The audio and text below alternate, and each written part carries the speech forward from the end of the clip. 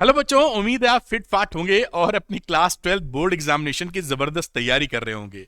करना भी चाहिए क्योंकि अभी आपको मालूम है कि जो बोर्ड का पेपर आने लगा है वो एप्लीकेशन बेस्ड आता है। मैं बार बार आपको याद दिला रहा हूं, अगर आप रटंत विद्या पे फोकस करेंगे कि मैं रट के मैं निकाल लूं पेपर या अच्छा कर लूं, तो फिर ये मुश्किल काम होगा। और दूसरी बात ये भी कि आपकी पढ़ाई 12th पे ही खत्म नहीं होने वाली है। आप इसके आगे जेई देंगे, नीट देंगे, सीयूईटी देंगे, कुछ तो देंगे आगे पढ़ने के लिए।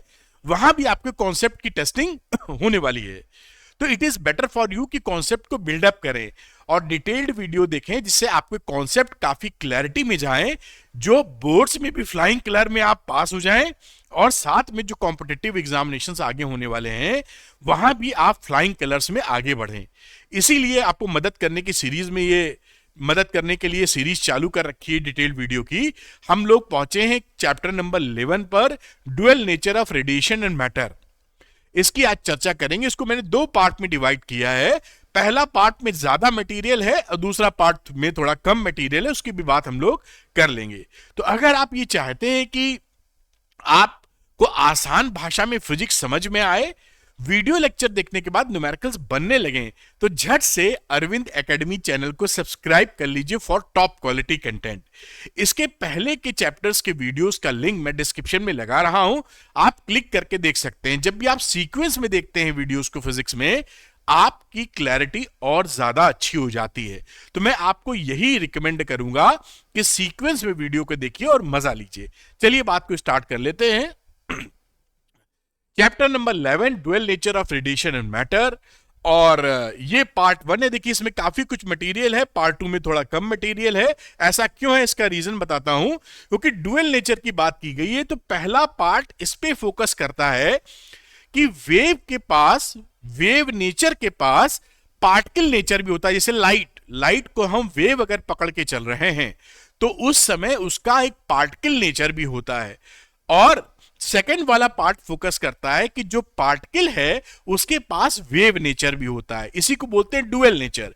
यानी वेव के पास पार्टिकल नेचर और पार्टिकल के पास वेव नेचर, ये डुअल नेचर है, एक दूसरे के पूरक हैं, ये अलग अलग बातें नहीं है।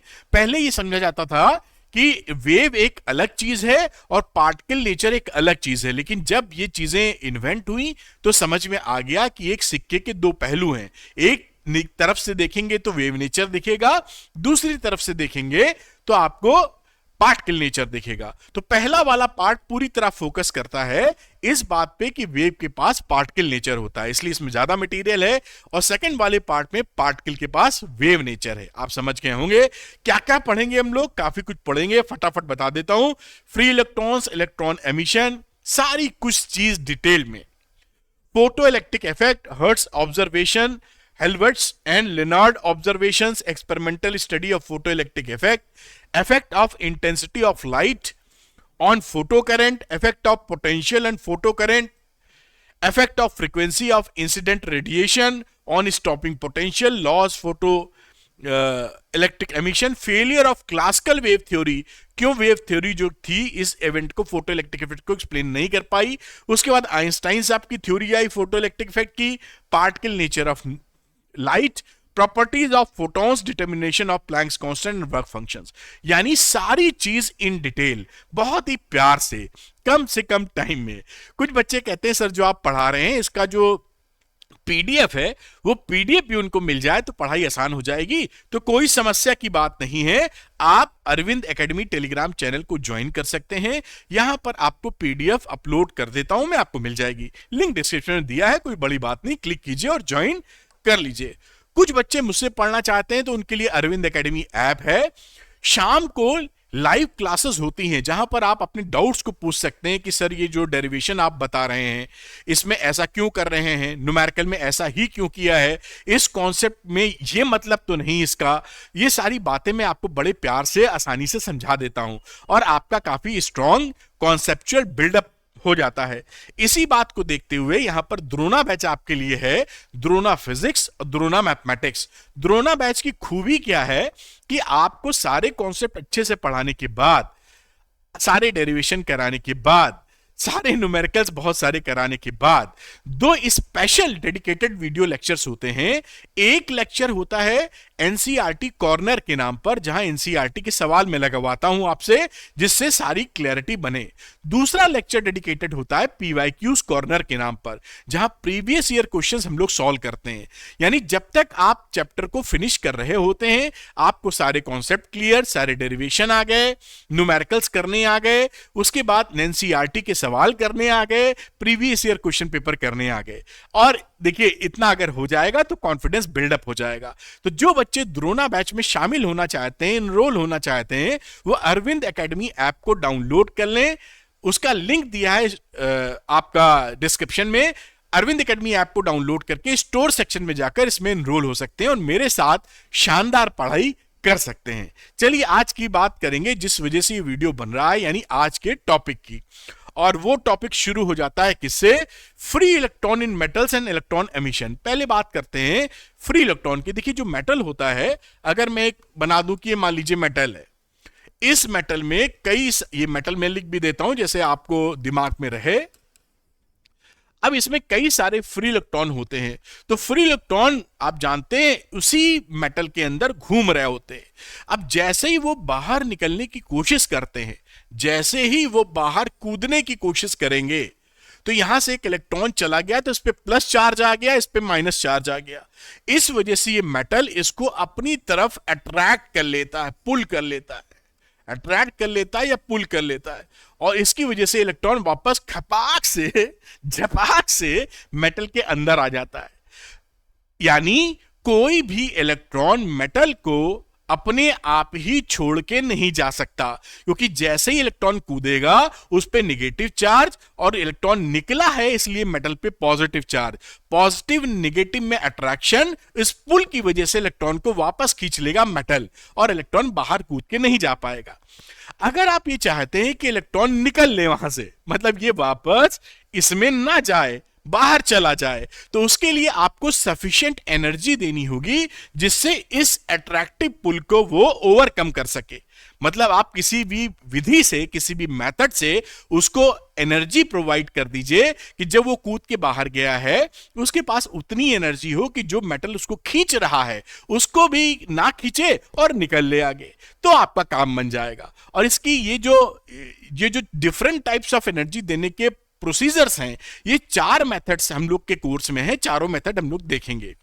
जो मिनिमम एनर्जी आपको देनी पड़ती है किसी इलेक्ट्रॉन को मेटल को छोड़कर निकल लेने के लिए, उसे बोलते हैं वर्क फंक्शन। यहां पर नीचे लिखा भी गया है। तो वर्क फंक्शन क्या है? मिनिमम एनर्जी है जो इलेक्ट्रॉन को प्रोवाइड की जाएगी जिससे इलेक्ट्रॉन छोड़कर मेटल को बाहर निकल लेगा। ध्यान रखिएगा, इसके अंदर जो इलेक्ट्रॉन हैं वो तो बहुत सारे होते हैं। अगर ये बहुत सारे इलेक्ट्रॉन हैं तो इनकी एनर्जीज भी डिफरेंट होती है। किसी की एग्जांपल के लिए मान लो किसी की 7 यूनिट है, किसी की 8 यूनिट है, किसी की 4 यूनिट है।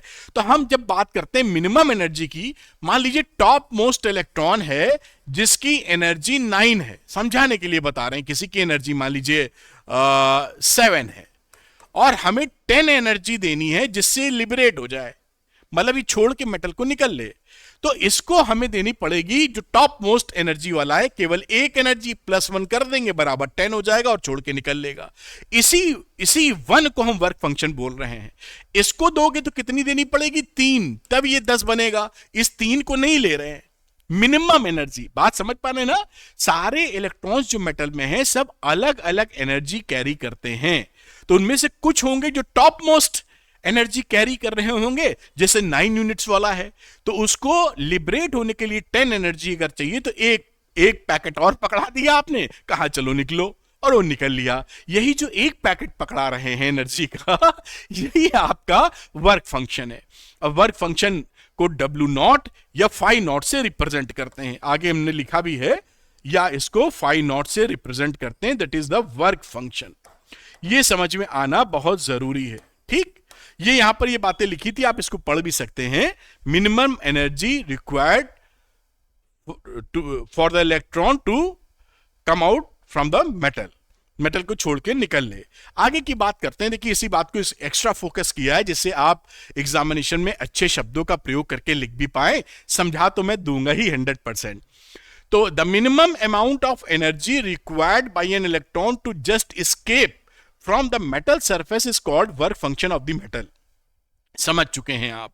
ये वर्क फंक्शन किन चीजों पर डिपेंड करता है, ये डिफरेंट मेटल्स के लिए अलग अलग है। पोटेशियम के लिए अलग है, सीजियम के लिए अलग है, और किसी के लिए भी अलग है।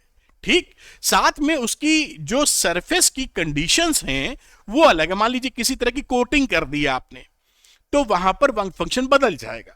समझ पा रहे हैं ना, पॉलिश कर दी किसी चीज की तो वर्क फंक्शन बदल जाएगा। तो मेटल पे भी डिपेंड कर रहा है, उसकी सरफेस की कोटिंग पर यानी सरफेस पे भी डिपेंड कर रहा है। और वर्क फंक्शन को W0 या φ0 से दिखाते हैं, जैसा मैंने अभी बातचीत आपसे की थी। और इसकी यूनिट जो है वो इलेक्ट्रॉन वोल्ट लेते हैं, ईवी लिखा है। इलेक्ट्रॉन वोल्ट क्या होता है, अगली स्लाइड में इसकी भी चर्चा मैंने कर दी है।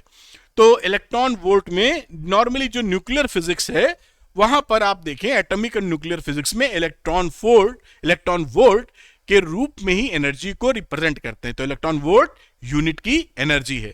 क्या होती है, एक इलेक्ट्रॉन को अगर हम एक्सेलरेट करें, मान लीजिए यहां पर 0 वोल्टेज है, यहां पर 1 वोल्ट है, समझ करिए, gained by electron when it is accelerated through a potential difference of 1 volt। इनके बीच का पोटेंशियल डिफरेंस 1 वोल्ट है। एक इलेक्ट्रॉन को इसमें आपने एक्सेलरेट कर लिया, ये पॉजिटिव प्लेट है सपोज करिए, तो ये बड़ी तेजी से यहां भागेगा।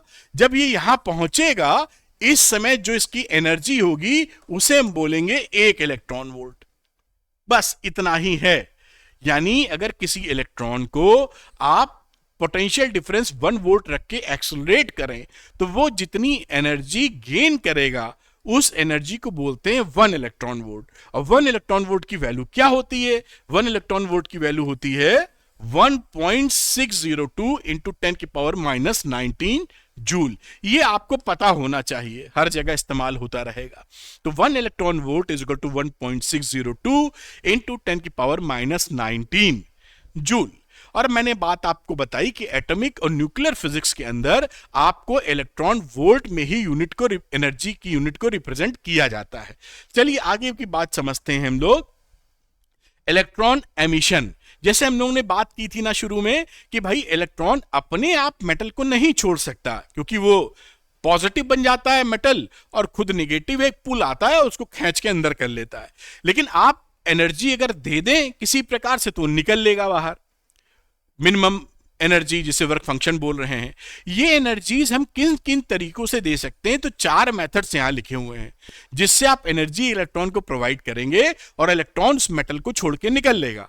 देख लेते हैं कौन कौन से मेथड्स हैं। तो पहला मेथड है थर्मियोनिक एमिशन। यहां पर क्या करते हैं, मेटल को आप हीट अप करते हैं, गर्म करने लगते हैं। मेटल को आप गर्म करना शुरू कर देंगे, हीट अप होगा, इलेक्ट्रॉन को हीट एनर्जी मिलेगी और एनर्जी बढ़ने की वजह से उसको छोड़ के, मेटल को छोड़ के निकल लेगा। इस मेथड से जो इलेक्ट्रॉन निकलते हैं उनका एक स्पेशल नाम लिख देते हैं, उसको बोलते हैं थर्मो इलेक्ट्रॉन्स, क्योंकि थर्मल एनर्जी की वजह से वो बाहर निकले हैं। तो थर्मो इलेक्ट्रॉन्स कौन सी बड़ी बात है। दूसरी बात करते हैं फील्ड एमिशन। फील्ड एमिशन क्या है कि मान लीजिए यहां पर एक मेटल है और इसमें कई सारे इलेक्ट्रॉन है बेटा, है ना। यहां पर हम एक पॉजिटिव प्लेट लगा देते हैं, बहुत हाई इलेक्ट्रिक फील्ड की, कितनी की, करीब करीब 10⁸ वोल्ट मीटर, ये इलेक्ट्रिक फील्ड की वैल्यू है। इतना इसको चार्ज देते हैं कि अपने अराउंड इतनी इलेक्ट्रिक फील्ड बना देता है, बहुत ही स्ट्रॉन्ग 10⁸ वोल्ट मीटर। तो ये इलेक्ट्रॉन को ये इलेक्ट्रिक फील्ड अपनी तरफ खींच लेता है, क्योंकि इलेक्ट्रॉन निगेटिव है, खुद पॉजिटिव है, तो इलेक्ट्रिक फील्ड क्या करेगा, खींच लेगा उसको अपनी तरफ, और खींच लेगा तो इलेक्ट्रॉन निकल जाएगा, वो कहां बचने वाला।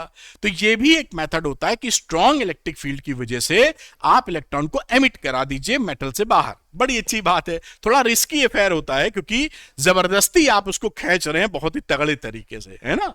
वो निकलना शायद ना चाह रहा हो या जो भी हो, और आप जबरदस्ती किए पड़े हैं। तो very strong electric field of the order of 10⁸ volt पर मीटर आप लगावेंगे तो इलेक्ट्रॉन निकल लेगा।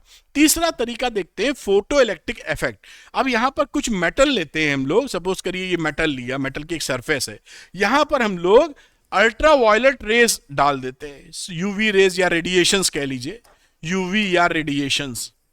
इस रेडिएशंस की वजह से यहां से इलेक्ट्रॉन निकल लेता है। इसकी चर्चा इस चैप्टर में इसी की ज्यादा चर्चा होनी है। अब इस समय रेडिएशंस जो पड़े हैं मेटल के ऊपर, जिसकी वजह से ये इलेक्ट्रॉन बाहर निकला है, इस इलेक्ट्रॉन को बोलते हैं फोटो इलेक्ट्रॉन्स। ये क्या है बेटा? फोटो इलेक्ट्रॉन्स, इनको बोलते हैं फोटो इलेक्ट्रॉन। ये नंबर 3 की चर्चा की थी, ये नंबर 2 की चर्चा की थी। तो ये फोटो इलेक्ट्रॉन हो गया, कोई बड़ी बात थोड़ी, रेडिएशन डाला मेटल पर और ये फुट से निकल गए। और क्या? तीसरा, सेकेंडरी एमिशन। सेकेंडरी एमिशन में क्या होता है कि मेटल सरफेस पे, नंबर 4 इधर छोटा सा बना देता हूं, बहुत सब आसान होता है। इसमें एक इलेक्ट्रॉन को हम हिट कराते हैं यहां से खूब तेज काइनेटिक एनर्जी के साथ, ये यहां पर हिट करेगा और दूसरा इसका इलेक्ट्रॉन यहां से निकल जाएगा। मैं इसको E1 कह देता हूं, इसको E2, जैसे आप समझ पावे। एक ही इलेक्ट्रॉन नहीं कि पलट के यहां रिबाउंड कर गया, इस इलेक्ट्रॉन ने इसको टक्कर मारी और मेटल्स के अंदर से एक दूसरा इलेक्ट्रॉन बाहर निकल गया। तो इलेक्ट्रॉन ही तो बाहर निकलना था मेटल से, काम बन गया। तो इसे बोलते हैं हम लोग इलेक्ट्रॉन कॉल्ड सेकेंडरी इलेक्ट्रॉन्स। ये जो इलेक्ट्रॉन निकल रहे महाशय, E2 जो लिखा है मैंने, ये सेकेंडरी इलेक्ट्रॉन है। तो ये चीजें भी आपको ये कोर्स में ये पता होनी चाहिए कि हमारे पास मेथड्स क्या हैं इलेक्ट्रॉन एमिशन के। ये क्या है बेटा? Electron emission. देखिए बहुत ही सावधानी से प्रेजेंटेशन बनाया है जिससे आप टॉप कर जाएं। मैं 90 और 85 और 95 की बात ही नहीं कर रहा हूं, सब सही करके आप आए। क्यों? जब हम पढ़ ही रहे हैं तो अच्छे से पढ़ें, काहे को छोड़ना। खैर, बहुत ही सरल भाषा में देखिए, अब कहानी की तरह मैं सुनाऊंगा और आपकी सारी बात समझ में आ जाएगी। यहां तक बात पकड़ पाए होंगे। कुछ बच्चे इसको नोट करना चाहें तो मैं 1 सेकंड के लिए हट जाता हूं, अब तक आप पॉज करके नोट कर सकते हैं। कुछ बच्चे कहते हैं कि स्क्रीन दिख जाए सर तो बड़ा अच्छा रहता है। पूरी स्क्रीन दिख जाए मतलब स्क्रीन तो दिख ही रही है। खैर, फोटो इलेक्ट्रिक इफेक्ट की बात फिर से एक बार। फोटो इलेक्ट्रिक इफेक्ट क्या हुआ बेटा? The phenomena of emission of electrons from a metal surface. Metal surface से इलेक्ट्रॉन का निकलना। When electromagnetic radiations of sufficiently high frequency, यानी इस मेटल पर इलेक्ट्रोमैग्नेटिक रेडिएशंस जो पड़ रही हैं, सफिशिएंट हाई फ्रीक्वेंसी क्यों कहा है? क्योंकि अभी आप जानेंगे आगे बढ़कर कि एक मिनिमम फ्रीक्वेंसी चाहिए होती है जिसे बोलते हैं थ्रेशोल्ड फ्रीक्वेंसी। उसके नीचे अगर फ्रीक्वेंसी रही तो इलेक्ट्रॉन एमिट नहीं होता इससे, इसलिए लिखा है सफिशिएंटली हाई फ्रीक्वेंसी, और यहां से आपका इलेक्ट्रॉन एमिट हो जाएगा। इसे बोलेंगे फोटो इलेक्ट्रिक। इस इवेंट को, इस इफेक्ट को फोटो इलेक्ट्रिक इफेक्ट, और इलेक्ट्रॉन जो निकल रहा है उसको फोटो इलेक्ट्रॉन्स, क्योंकि फोटो का मतलब लाइट होता है और लाइट से जनरेट हुआ है, तो फोटो इलेक्ट्रॉन्स। बात पकड़ में आ गई ना? इस तरह ध्यान रखिएगा। सफिशिएंटली हाई फ्रीक्वेंसी क्यों लिखा है ये मैंने आपको बताया कि एक मिनिमम फ्रीक्वेंसी चाहिए, उससे कम आप कितना भी जोर लगा लेंगे इलेक्ट्रॉन न निकलेगा। वो मिनिमम फ्रीक्वेंसी को आगे इसी लेक्चर में आप नाम देंगे थ्रेशोल्ड फ्रीक्वेंसी। इसीलिए ये भाषा लिखी गई है कि कम से कम थ्रेशोल्ड फ्रीक्वेंसी तक तो वो रहे जिससे इलेक्ट्रॉन निकल सके। बहुत बढ़िया। तो ये कहानी आप यहां समझ पाए। एक कदम आगे अब देखिए, ये जो मैं अगली 2, 3, 4 स्लाइड की बात करूंगा, बहुत स्कूल्स में बहुत टीचर इसको ध्यान नहीं दे पाते हैं किसी वजह से, या देते नहीं या दे नहीं पाते वगैरह वगैरह। ये ऑब्जर्वेशंस हैं जो आपके कोर्स में हैं। हर्ट्ज का ऑब्जर्वेशंस है, फिर हेल्महोल्ट्ज एंड लियोनार्ड का ऑब्जर्वेशन है, और मैं एक एक करके क्लैरिटी से आपको बताऊंगा कि इन साइंटिस्ट हर्ट्ज ने क्या ऑब्जर्व किया, हेल्महोल्ट्ज ने क्या ऑब्जर्व किया, लियोनार्ड ने क्या ऑब्जर्वेशन की, और दोनों ने मिलकर क्या ऑब्जर्वेशन की, हेल्महोल्ट्ज एंड लियोनार्ड ने, जिससे आपको क्लैरिटी मिले। खैर, हर्ट्ज की बात करते हैं तो ये जो कि हर्ट्ज ये वही खिलाड़ी हैं जबरदस्त साइंटिस्ट हैं जो मैक्सवेल साहब बता गए थे ना कि भाई यहां पर इलेक्ट्रोमैग्नेटिक वेव होनी चाहिए। उन्होंने तो थ्योरी प्रेडिक्ट कर दी थी कि पक्का ये इलेक्ट्रोमैग्नेटिक वेव होगी, लेकिन एक्सपेरिमेंटली हर्ट्ज ने ये शो किया था कि देखो भाई एक्सपेरिमेंट, ये इलेक्ट्रोमैग्नेटिक वेव निकल रही है। आप याद कर पाए होंगे पिछले चैप्टर को अपने, इलेक्ट्रोमैग्नेटिक वेव जब पढ़ा होगा, डिस्प्लेसमेंट करंट वगैरह की कहानी। नहीं पढ़ा तो वीडियो देखिए, मैं लिंक डिस्क्रिप्शन में लगा दूंगा। तो वहां पर जो मैक्सवेल साहब बता गए कि electromagnetic wave on theoretical grounds कि ऐसा होना ही है, उस बात की सच्चाई का पता या उसको डिमॉन्स्ट्रेट कर पाए हर्ट्ज एक्सपेरिमेंटली कि देखो भाई ये बिल्कुल बराबर बात है। अब जब वो डिमॉन्स्ट्रेशन कर रहे थे हर्ट्ज साहब, तो उन्होंने एक और घटना घटते हुए देखा, और वो ऑब्जर्वेशन क्या था उसकी हम लोग चर्चा कर रहे हैं। 1887 में देखिए इलेक्ट्रिक इफेक्ट की कहानी की थी। इन्होंने एक सेटअप लगाया था, उस सेटअप की चर्चा हम नहीं करेंगे, सेटअप इंपॉर्टेंट नहीं है, कोर्स में नहीं है, लेकिन ऑब्जर्वेशन कोर्स में है। तो यहां एक सेटअप लगाया था, एक प्लेट ऊपर है, एक नीचे है, ये मान लीजिए एमीटर प्लेट है। एमीटर का मतलब होता है जिससे इलेक्ट्रॉन निकलेंगे। ये कलेक्टर प्लेट है। अब देखिए उस समय 1887 में इलेक्ट्रॉन खोजा नहीं था, 1897 में जे थॉमसन ने खोजा है। तो यहां पर ये बोल सकते हैं कि कोई निगेटिवली चार्ज पार्टिकल एमिट हो रहा है और यहां निगेटिवली चार्ज पार्टिकल कलेक्ट हो रहा है, निगेटिवली चार्ज। ठीक, अब उन्होंने क्या किया, इस पर एक लैंप लगा दिया। सपोज करिए मैं एक ऐसे लैंप, आर्क लैंप लगाया और इससे रोशनी डालनी शुरू कर दी। मेरे ख्याल से आपको कांबर का दिख रहा होगा, हाँ दिख रहा है, थोड़ा सा हाइलाइटर टाइप दिख रहा है, लेकिन इस पे लैंप से रोशनी डालना इस पे शुरू कर दी। जब ये रोशनी डालना शुरू कर दी एमीटर प्लेट के ऊपर, तो उन्होंने देखा कि ये जो दो इलेक्ट्रोड्स थे इनके बीच में एयर गैप था और यहां पे स्पार्किंग होती थी, जिससे इलेक्ट्रोमैग्नेटिक वेव्स को ये डिटेक्टर था उससे ये पता करते थे। ठीक है, अब जैसे ही इन्होंने यहां पर लाइट आर्क लैंप से ज्यादा डाली, इन्होंने देखा ये जो स्पार्किंग है, ये स्पार्किंग काफी बढ़ गई। स्पार्किंग क्या हुई, इंक्रीज कर गई, आसानी से होने लगी और ज्यादा मात्रा में होने लगी। तो इन्होंने ये इससे ऑब्जर्वेशन को इस तरह समझा कि यहां से इलेक्ट्रॉन, जब हमारा लाइट पड़ी, यूवी रेस पड़ी थ्रू आर्क लैम्प, तो इलेक्ट्रॉन्स यहां पर सराउंडिंग में ज्यादा निकल गए और उसकी वजह से हमारी स्पार्किंग आसानी से हो पाई या ज्यादा हो पाई। इन्हीं निगेटिव चार्ज पार्टिकल को आगे चलकर इलेक्ट्रॉन बोला गया, जो 1897 में बात खुजी। तो ये आप समझ पाए ना, हर्ट्ज ने क्या ऑब्जर्व किया था। हर्ट्ज ने ऑब्जर्वेशन की थी जब वो इलेक्ट्रोमैग्नेटिक वेव्स का एक्सपेरिमेंट कर रहे थे, उस समय जब वो साबित कर रहे थे इलेक्ट्रोमैग्नेटिक वेव्स होती है, उस समय आर्क लैंप से इस प्लेट पर लाइट डालने पर, रेडिएशन डालने पर, ये बीच की स्पार्किंग जिससे ये में बनेगी, वो स्पार्किंग ज्यादा आसान और ज्यादा होने लगी, जिससे उन्होंने ये कंक्लूड किया कि यहां से कोई निगेटिवली चार्ज पार्टिकल निकल रहे हैं जो स्पार्किंग को बढ़ावा दे रहे हैं। क्योंकि स्पार्किंग हो रही है तो चार्ज मूव कर ही रहा है कहीं से कहीं। ये हर्ट्ज का ऑब्जर्वेशन था। आगे चलते हैं और हेल्वेज का ऑब्जर्वेशन देखते हैं। यहां पर देखिए क्या है, दो ये साइंटिस्ट हैं, एक बार मैं इनका ऑब्जर्वेशन बताऊंगा, एक बार इनका, फिर दोनों का मिलाकर एकदम जबरदस्त ऐसी पढ़ाई आपने जहां भी पढ़ रहे हो, मैं किसी का नाम नहीं लूंगा, आप देखिएगा इतनी डिटेल में, इतनी सरलता से शायद आपको समझने का मौका मिले। खैर, तो हलवश, जो इनका नाम ही बोलने में मुझे दिक्कत आती है, हलवश साहब जो थे साइंटिस्ट, इन्होंने क्या ऑब्जर्वेशन किया, इन्होंने एक इलेक्ट्रोस्कोप लिया, इसके ऊपर जिंक प्लेट लगा दी। इलेक्ट्रोस्कोप क्या करता है, चैप्टर 1 में आपने पढ़ा था कि अगर इसकी ये गोल्ड फॉइल्स होती हैं, यहां पर ऐसे समझिए पत्तियां, और इसका एक सर होता है, हेड, ये हेड समझ लीजिए। इस हेड पर अगर आप अनचार्ज चीजों को टच करेंगे तो इसमें पत्ती में कुछ नहीं होगा, अगर चार्ज होगा तो पत्ती फैल जाएगी। क्यों? क्योंकि दोनों पर प्लस प्लस चार्ज आता है, दूर चली जाती है, और ये चार्ज है, और ज्यादा चार्ज होगा तो और फैल जाएगी। यानी इस पत्ती के गोल्ड फॉइल्स के फैलने से आप ये जान जाते हैं कि ये बॉडी चार्ज है, या चार्ज थी तो और चार्ज आ गया है इसके ऊपर। ठीक है, तो इसके ऊपर इन्होंने यूवी रेस को हिट कराया जिंक प्लेट के ऊपर, फोटो इलेक्ट्रॉन्स पढ़े, और पढ़ने के बाद 3 मेजर ऑब्जर्वेशंस किए। क्या मेजर ऑब्जर्वेशंस किए? अनचार्ज इफ इनिशियली निगेटिवली चार्ज, अगर ये जिंक प्लेट शुरू में निगेटिवली चार्ज थी और आपने यूवी रेज इस पे इंसिडेंट कराई, तो कुछ ही देर में जिंक प्लेट क्या हो गई, अनचार्ज हो गई।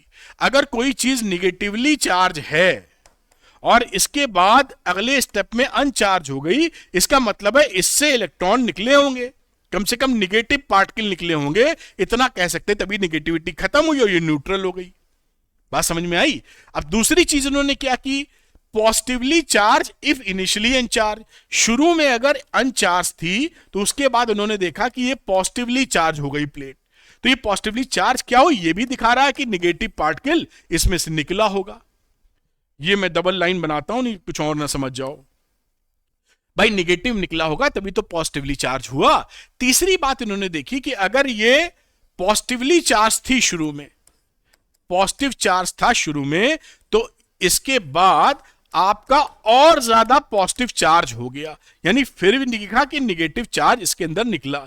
यानी ये तीनों कहानी जो मैंने बनाई आपके सामने, तीनों में एक बात निकल के आ रही है कि इस प्लेट से निगेटिव पार्टिकल निकल रहा है। तीनों ऑब्जर्वेशन, ये किसका ऑब्जर्वेशन है, हेल्महोल्ट्ज साहब का। अब ये बाद में ये जब खुज गया अपना इलेक्ट्रॉन, तो ये साबित हुआ कि ये इलेक्ट्रॉन ही था, ये इलेक्ट्रॉन महोदय थे जो यहां पर पूरा हीरोगिरी कर रहे थे। खैर, आप इस ऑब्जर्वेशन से समझ पाए कि निगेटिव यूवी रेस पड़ने से आपका निगेटिव चार्ज पार्टिकल निकल रहा है, जो फोटो इलेक्ट्रॉन्स की हम लोग बात करते हैं अब। तो ये ऑब्जर्वेशन किसका था, ये हेल्महोल्ट्ज का था, जो मैंने अलग से हाईलाइट किया है। अब एक अलग साइंटिस्ट लेनार्ड साहब, इनका ऑब्जर्वेशन क्या है, ये भी बड़े भाई कमाल के साइंटिस्ट हैं सब, तो इन्होंने कहा और देखते हैं मामला क्या है। तो इनका ऑब्जर्वेशन देखिए, लेनार्ड ऑब्जर्वेशन मैंने हाईलाइट किया है जिससे दिमाग में रहे किसने क्या देखा, और बड़ी बड़ी सुंदर कहानी सामने आती है। तो यहां पर ऑब्जर्वेशन में इन्होंने एक सेटअप बनाया, ये एक कलेक्टर, एक एमीटर प्लेट ली और ये कलेक्टर प्लेट ली। एमीटर का मतलब हो गया कैथोड कह लीजिए, जहां से इलेक्ट्रॉन निकलेंगे, और ये इजेक्टर प्लेट है और ये कलेक्टर प्लेट है ए, जहां पर इलेक्ट्रॉन को हम अट्रैक्ट करेंगे, कलेक्ट करेंगे। ठीक, अब यहां पर इन्होंने अल्ट्रा वायलेट रेस डाली इस कलेक्टर प्लेट के ऊपर, तो क्या बोलना चाहिए, इस कैथोड वाले के ऊपर। तो जैसे ही आप देखिए कैथोड सी एंड एनोड ए लिखा हुआ है, सारी चीज लिखी हुई आप पढ़ सकते हैं। तो ये कैथोड, ये एनोड पकड़ लीजिए, तो C for cathode, A for anode. Cathode पे यूवी रेस पड़ी और इससे यहां पर इन्होंने जैसे ही यूवी रेस डाली, देखा यहां पर जो माइक्रो एमीटर लगा रखा था उसमें करंट दिखने लगी, और जैसे ही इन्होंने इसको स्टॉप किया वैसे ही करंट फ्लो होना बंद हो गई। इन्होंने कहा ये तो बढ़िया है, जब मैं चालू करता हूं यूवी रेस तो करंट फ्लो होती है, जब मैं इसको बंद करता हूं तो करंट नहीं फ्लो होती है। तो इससे ये समझ गए कि यहां से इलेक्ट्रॉन या निगेटिव चार्ज पार्टिकल इधर जा रहे हैं, करंट के डायरेक्शन से समझ में आया कि इधर करंट फ्लो हो रही है, जा रहे हैं, जिसकी वजह से करंट फ्लो हो रही है। और बाद में जे थॉमसन ने 1897 में जब इलेक्ट्रॉन को खोज लिया तो 1900 के आसपास इन्होंने आर्ग्यू किया यही कि ये इलेक्ट्रॉन ही थे जिन्हें हम फोटो इलेक्ट्रॉन्स कहेंगे, जिसकी वजह से करंट फ्लो हो रही थी। तो यहां पे भी यही बात साबित हुई कि यूवी रेज पड़ने की वजह से इलेक्ट्रॉन का एमिशन हो रहा है। हर्ट्ज का, हेल्महोल्ट्ज का और लेनार्ड का, ये तीनों चीजें क्या बता रहा है, फोटो इलेक्ट्रिक इफेक्ट की तरफ इशारा कर रहा है, डिफरेंट ऑब्जर्वेशन के तहत।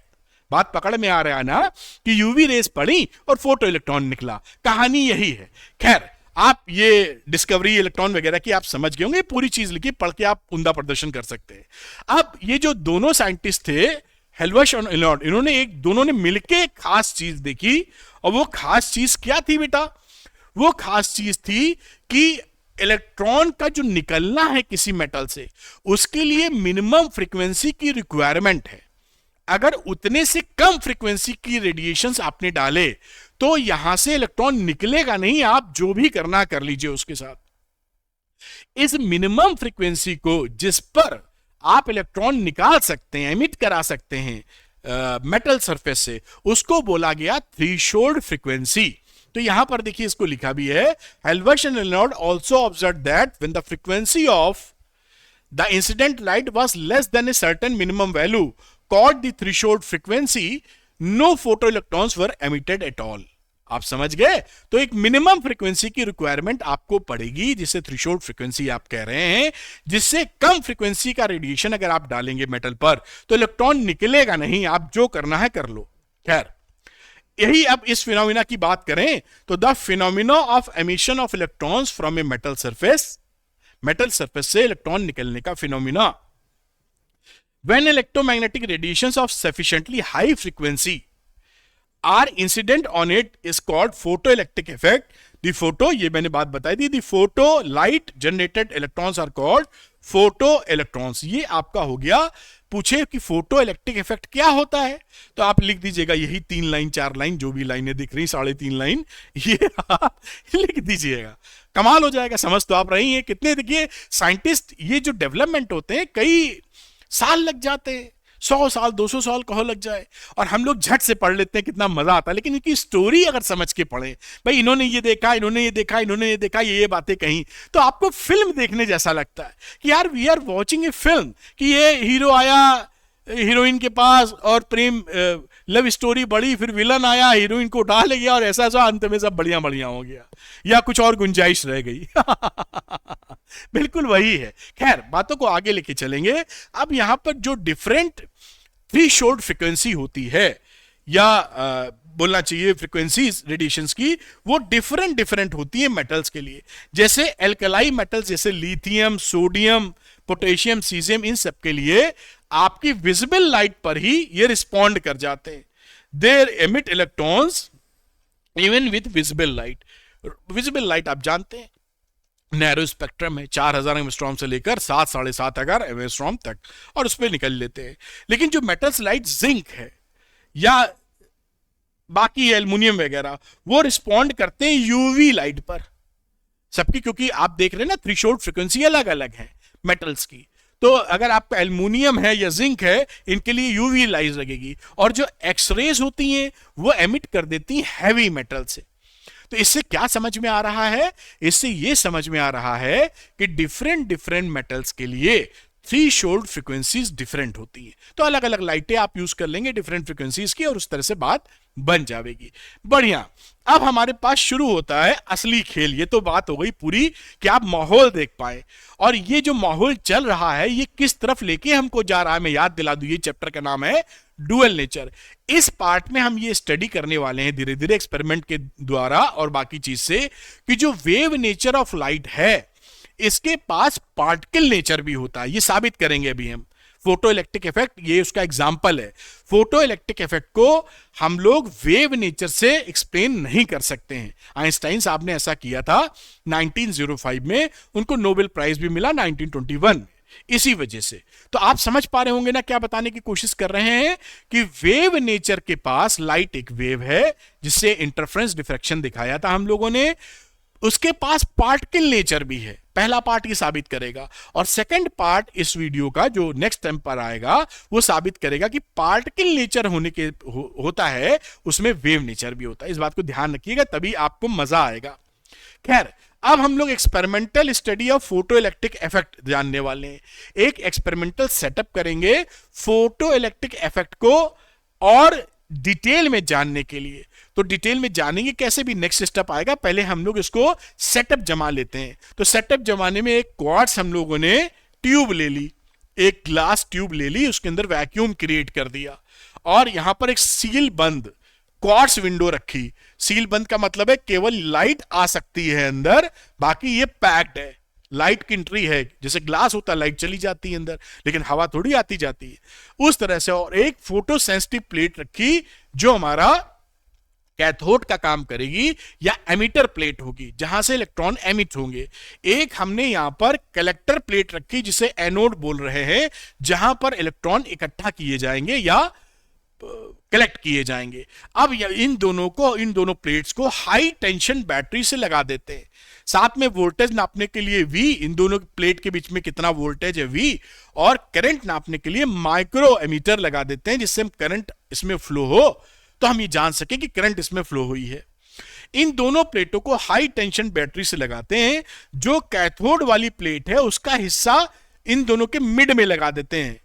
ये जो पोटेंशियल डिवाइडर है इसके मिड में लगाते हैं, और इस A वाले को इसके हम दोनों तरफ लगा सकते हैं, इधर भी इधर भी। अगर हमने इधर लगाया है तो इस समय ये देखिए प्लेट इसकी रेस्पेक्ट में पॉजिटिव हो गई, तो ये पॉजिटिव ये नेगेटिव है। अगर इस वाले को हम यहां लगा देंगे तो ये इस समय नेगेटिव हो जाएगी और ये पॉजिटिव हो जाएगी, क्योंकि इससे लो वोल्टेज पर है।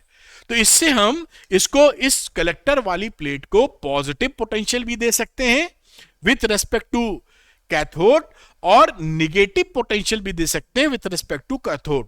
कैथोड से ज्यादा पोटेंशियल या कम पोटेंशियल, इस तरीके से इस एरो को आगे पीछे करके सेट कर पाएंगे। हमें जरूरत पड़ेगी इन दोनों चीजों की। अभी हमें अगली 3-4 स्लाइडों में इसका भली भांति ज्ञान होने वाला है। तो आप ये सेटअप समझ गए। High tension battery, cathode, anode, emitter plate, collector plate, quartz window, UV rays, नापने के लिए वोल्ट मीटर, माइक्रो एमीटर, इतनी सेटअप हो जाएगा। इस डायग्राम की प्रैक्टिस कर लीजिएगा जिसे सुंदर तरीके से आप बना सकें। अब देखिए खेल शुरू होता है आगे। इसमें 3 चीजों का ध्यान आपको रखना होता है, मैं भी आपको सरल करके बताऊंगा। फ्रीक्वेंसी का, इंटेंसिटी ऑफ लाइट का और एक्सेलरेटिंग पोटेंशियल का। इंटेंसिटी ऑफ लाइट को आप समझें 100 वॉट, 200 वॉट, 300 वॉट का बल्ब। 100 की जगह 200 वॉट का बल्ब लगा देंगे तो ज्यादा इंटेंसिटी हो गई। और जहां फ्रीक्वेंसी की बात करें वहां कलर ऑफ बल्ब से समझ लें, रेड कलर एक फ्रीक्वेंसी, येलो कलर एक और फ्रीक्वेंसी। बात समझ में आ रही है ना, जिससे समझने में आसानी मिलेगी। तो जब भी फ्रीक्वेंसी बदलने की बात आए, लाल पीला बल्ब अलग अलग कर दीजिए, फ्रीक्वेंसी बदल गई। जहां भी इंटेंसिटी बदलने की बात आए, 100 की जगह 200-300 वॉट का बल्ब लगा दीजिए, इंटेंसिटी बदल गई। एक्सेलरेटिंग पोटेंशियल की बातचीत आवे तो उसका मतलब है कि ये जो आपने कलेक्टर प्लेट लगाई है एनोड, इसमें पोटेंशियल को आप पॉजिटिव करते जा रहे हैं या निगेटिव करते जा रहे हैं। एक्सेलरेटिंग पोटेंशियल है तो पॉजिटिव करते जाइए, तो इलेक्ट्रॉन जो निकलेगा बहुत तेजी से इसकी तरफ आ जाएगा। इन तीनों खिलाड़ियों को, intensity of light, frequency of light, accelerating potential को चेंज कर करके हम देखेंगे कि अलग अलग फिनोमिना क्या हो रहा है। इसी की स्टडी हम करेंगे। मैंने अलग से देखिए हाईलाइट किया डिफरेंट कलर्स में कि इस बात को ध्यान रखें और कंफ्यूज ना हो। चलिए पहली बात देखते हैं कि हमने इस सेटअप में effect of intensity of light on photo current. Photo current का मतलब है जो माइक्रो एम्पियर जो करंट नाप रही है, अगर इसमें हम इंटेंसिटी बढ़ावें, मैंने मतलब पहले 100 वॉट का बल्ब था, अब 200 वॉट का लगा देंगे, फिर आप 500 वॉट का लगा देंगे, तो ये क्या हो जाएगा, आप इंटेंसिटी को, आई मतलब इंटेंसिटी की बात कर रहे हैं, यू आर इंक्रीजिंग। तो हम देखना चाहेंगे कि इस फोटो करंट पर, जो इसमें से करंट फ्लो हो रही है, उस पर क्या प्रभाव पड़ता है। तो effect of intensity of light क्या होता है, photo electric current, the number of photo electrons emitted per second is proportional to the intensity of incident radiation। ये क्या मतलब है, जैसे ही आप इंटेंसिटी बढ़ाते हैं 100 वॉट से 200 वॉट या 500 वॉट, यहां पर जो इलेक्ट्रॉन निकल रहे हैं, फोटो इलेक्ट्रॉन्स, उनकी संख्या बढ़ जाती है। यही लिखा है ना, the number of photo electrons emitted पर सेकेंड। पर सेकेंड जितने इलेक्ट्रॉन आपको निकल रहे हैं उसकी संख्या बढ़ जाएगी इंटेंसिटी ऑफ लाइट बढ़ाने से। तो उसका असर क्या होगा, फोटो इलेक्ट्रिक करंट बढ़ जाएगी। और यही इस ग्राफ में लिखा हुआ है, जैसे जैसे इंटेंसिटी आप बढ़ाते हैं फोटो इलेक्ट्रिक करंट बढ़ती है। और ये लीनियर रिलेशनशिप होती है। इसमें 3-4 ग्राफ हैं, वो एकदम सोते वक्त भी कोई जगह है तो तुरंत आपको याद आने चाहिए, चैप्टर की जड़ वही है। तो ये very important graph, very important, आगे भी 3-4 में वेरी इंपॉर्टेंट लिखूंगा। तो यहां पर आपने क्या देखा, जैसे ही इंटेंसिटी ऑफ लाइट आपने बढ़ाई, फोटो इलेक्ट्रिक करंट बढ़ गई। ये दोनों में रिलेशनशिप कैसा है, लीनियर। और जो इंटेंसिटी ऑफ लाइट बढ़ाई थी उससे हुआ क्या था, नंबर ऑफ फोटॉन्स एमिटिंग पर सेकेंड बढ़ना शुरू कर दिए, प्रोपोर्शनल थे इंटेंसिटी ऑफ लाइट के। तो ये पहली बात हमें पकड़ में आई जब हमने इंटेंसिटी को, आई को चेंज किया था। तो यहां देखिए लिखा है फ्रीक्वेंसी फिक्स्ड रखी, लाल कलर का ही बल्ब लिया, 100 वॉट का लाल कलर का ही लिया, 200 वॉट का लाल कलर का ही लिया, 500 वॉट का, frequency fixed. Fixed accelerating potential, इस पे जो पोटेंशियल है उसको भी नहीं छेड़ा, जो भी लगा के रखा था सेम रखा। बदला क्या है यहां पर, इंटेंसिटी नॉट फिक्स्ड, यानी इंटेंसिटी को चेंज किया है। फिर ये रिजल्ट हमारे सामने आया है, ये ऑब्जर्वेशन। चलिए अगली चीज देखते हैं कि क्या चेंज करने पर क्या असर आने वाला है। तो अगली बात को देखते हैं, यहां पर है effect of potential on photo electric current. Potential पे क्या इफेक्ट आवेगा, इफेक्ट ऑफ पोटेंशियल। तो यहां देखिए फ्रीक्वेंसी को फिक्स किया, इंटेंसिटी को फिक्स किया। लाल कलर का बल्ब है 100 वाट का, उसको लाल कलर के 100 वाट के बल्ब को जलता ही रखा। अब हमने इस प्लेट का जो पोटेंशियल है इसको बदलना शुरू किया, जगह एक्सीलरेटिंग पोटेंशियल नॉट फिक्स्ड, इसके पोटेंशियल को हम पॉजिटिव करते चले गए और कुछ देर बाद नेगेटिव भी करके देखा। तो what we are doing here, we are changing the accelerating potential, frequency fixed, intensity fixed. यहां पर यह बात साफ तौर पर लिखी है। तो देखिए क्या क्या दो तीन बातें बड़ी अहम होती हैं। देखते हैं पहली बात क्या हुई। तो इफेक्ट ऑफ पोटेंशियल, पोटेंशियल का असर क्या हुआ। The photo electrons current increases with the increase in the accelerating potential till a stage is reached when the photoelectric current becomes maximum and does not increase further। क्या मतलब है कि जैसे जैसे हमने इसका वैल्यू बढ़ानी शुरू की, आप यहीं से समझ लीजिए या यहां से समझ लीजिए, आपने देखा कि इसका इलेक्ट्रिक करंट बढ़ता चला गया। बढ़ने के बाद एक वैल्यू ऐसी आई करंट की कि वो फिर फिक्स्ड हो गई, उससे ज्यादा बढ़ने को तैयार नहीं हुई। इसी वैल्यू को हम बोलते हैं सैचुरेशन करंट। ये एक इंटेंसिटी के लिए है। अगर आप इंटेंसिटी को बढ़ा देते हैं तो सैचुरेशन करंट की वैल्यू बढ़ जाती है। सैचुरेशन करंट का मतलब है कि ये जो करंट मिल रही है, ये जो करंट यहां पर मिल रही है I1 इंटेंसिटी के लिए, इसमें कितना भी पोटेंशियल आपको बढ़ा दें वो करंट उससे ऊपर नहीं बढ़ती है। शुरू में बढ़ाएंगे तो पहले बढ़ती है, फिर एक समय बाद, कुछ समय बाद वो सैचुरेट हो जाती है। उससे ज्यादा आप कितना भी एक्सीलरेटिंग पोटेंशियल लगा दीजिए नहीं बढ़ेगी। अगर आप इंटेंसिटी को बढ़ाएंगे तो सैचुरेशन करंट की वैल्यू बढ़ जाएगी। बात समझ में आ रही है ना कि सैचुरेशन करंट किसे कहते हैं। और increase in the accelerating potential, this maximum value of photoelectric current is called the saturation current. ये सारी बात बड़ी महत्वपूर्ण है। आपसे एग्जामिनेशन में पूछे कि सैचुरेशन करंट किसे कहते हैं तो यही 4-5 लाइनें लिखेंगे आप और आपको 100% नंबर मिलेंगे।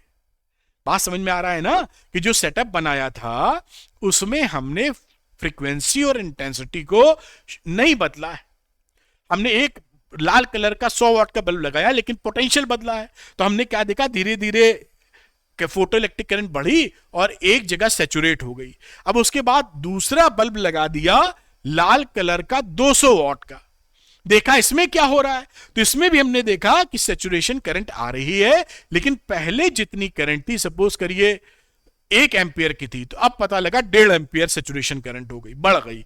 और I3 उससे भी ज्यादा लगा दिया। ये क्या है, ध्यान रखना, ये इंटेंसिटी ऑफ लाइट है।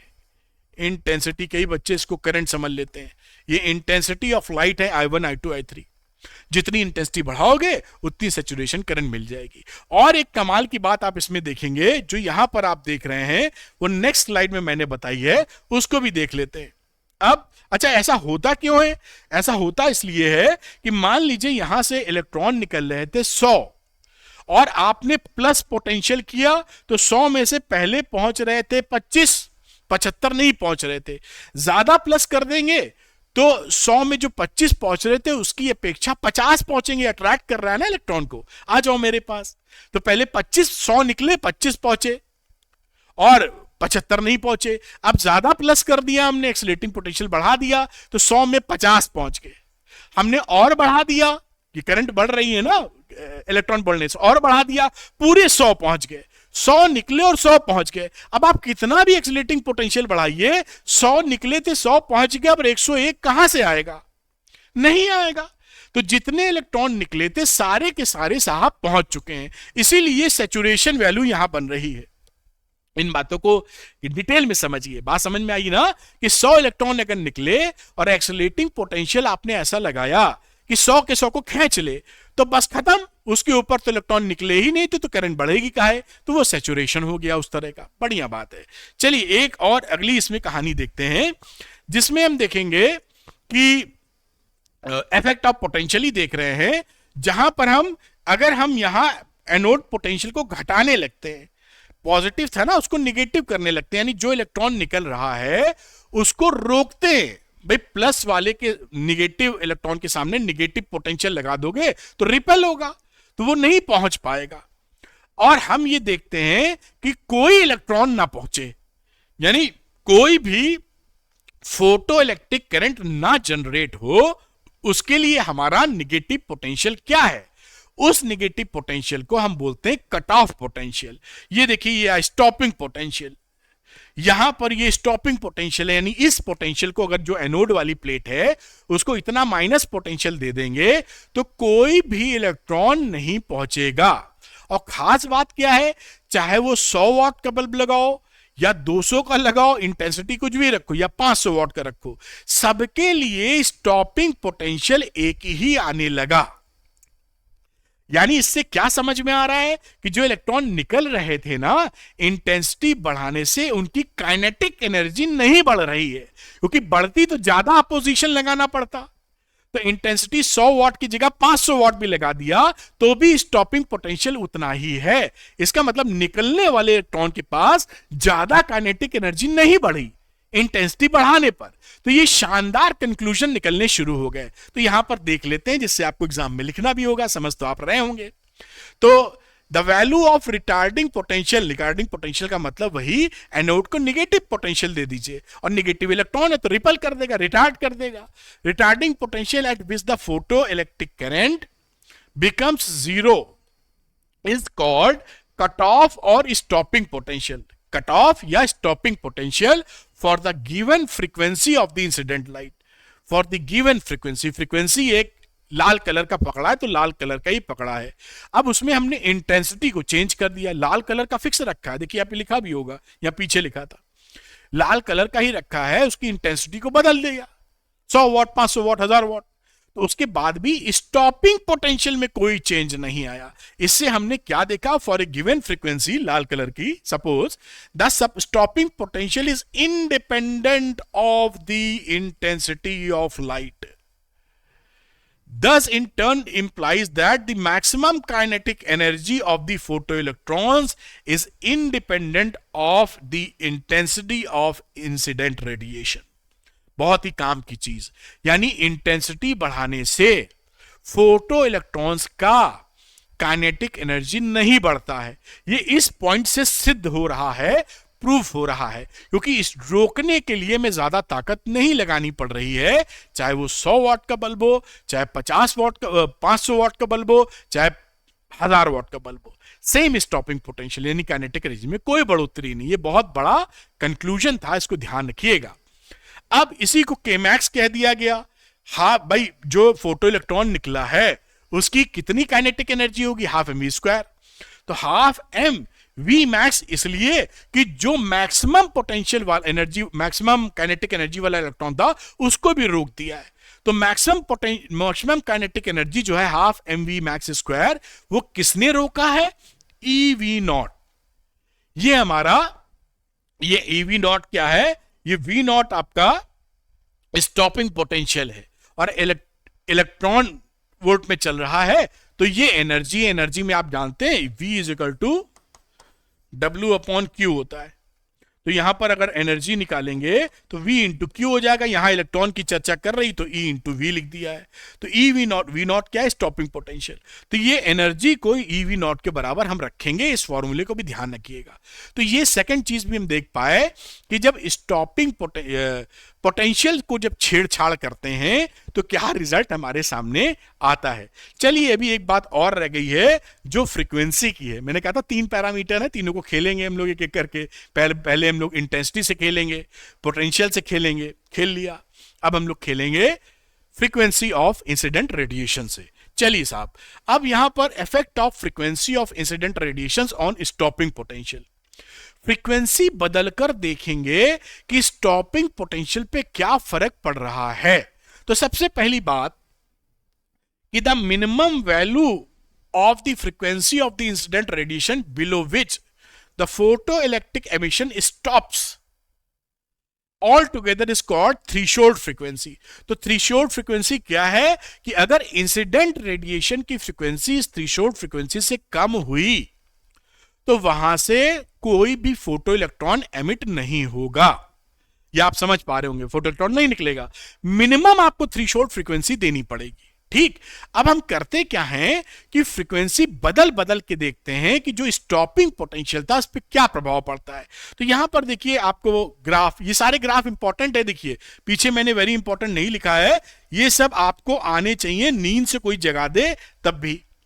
अब आपने यहां पर एक फ्रीक्वेंसी रखी ν1, उससे ज्यादा फ्रीक्वेंसी ν2 है देखिए, और उससे ज्यादा ν3 है। तो जैसे जैसे फ्रीक्वेंसी आप बढ़ा रहे हैं, ν1 से ν2 चले गए, आपका स्टॉपिंग पोटेंशियल बढ़ गया।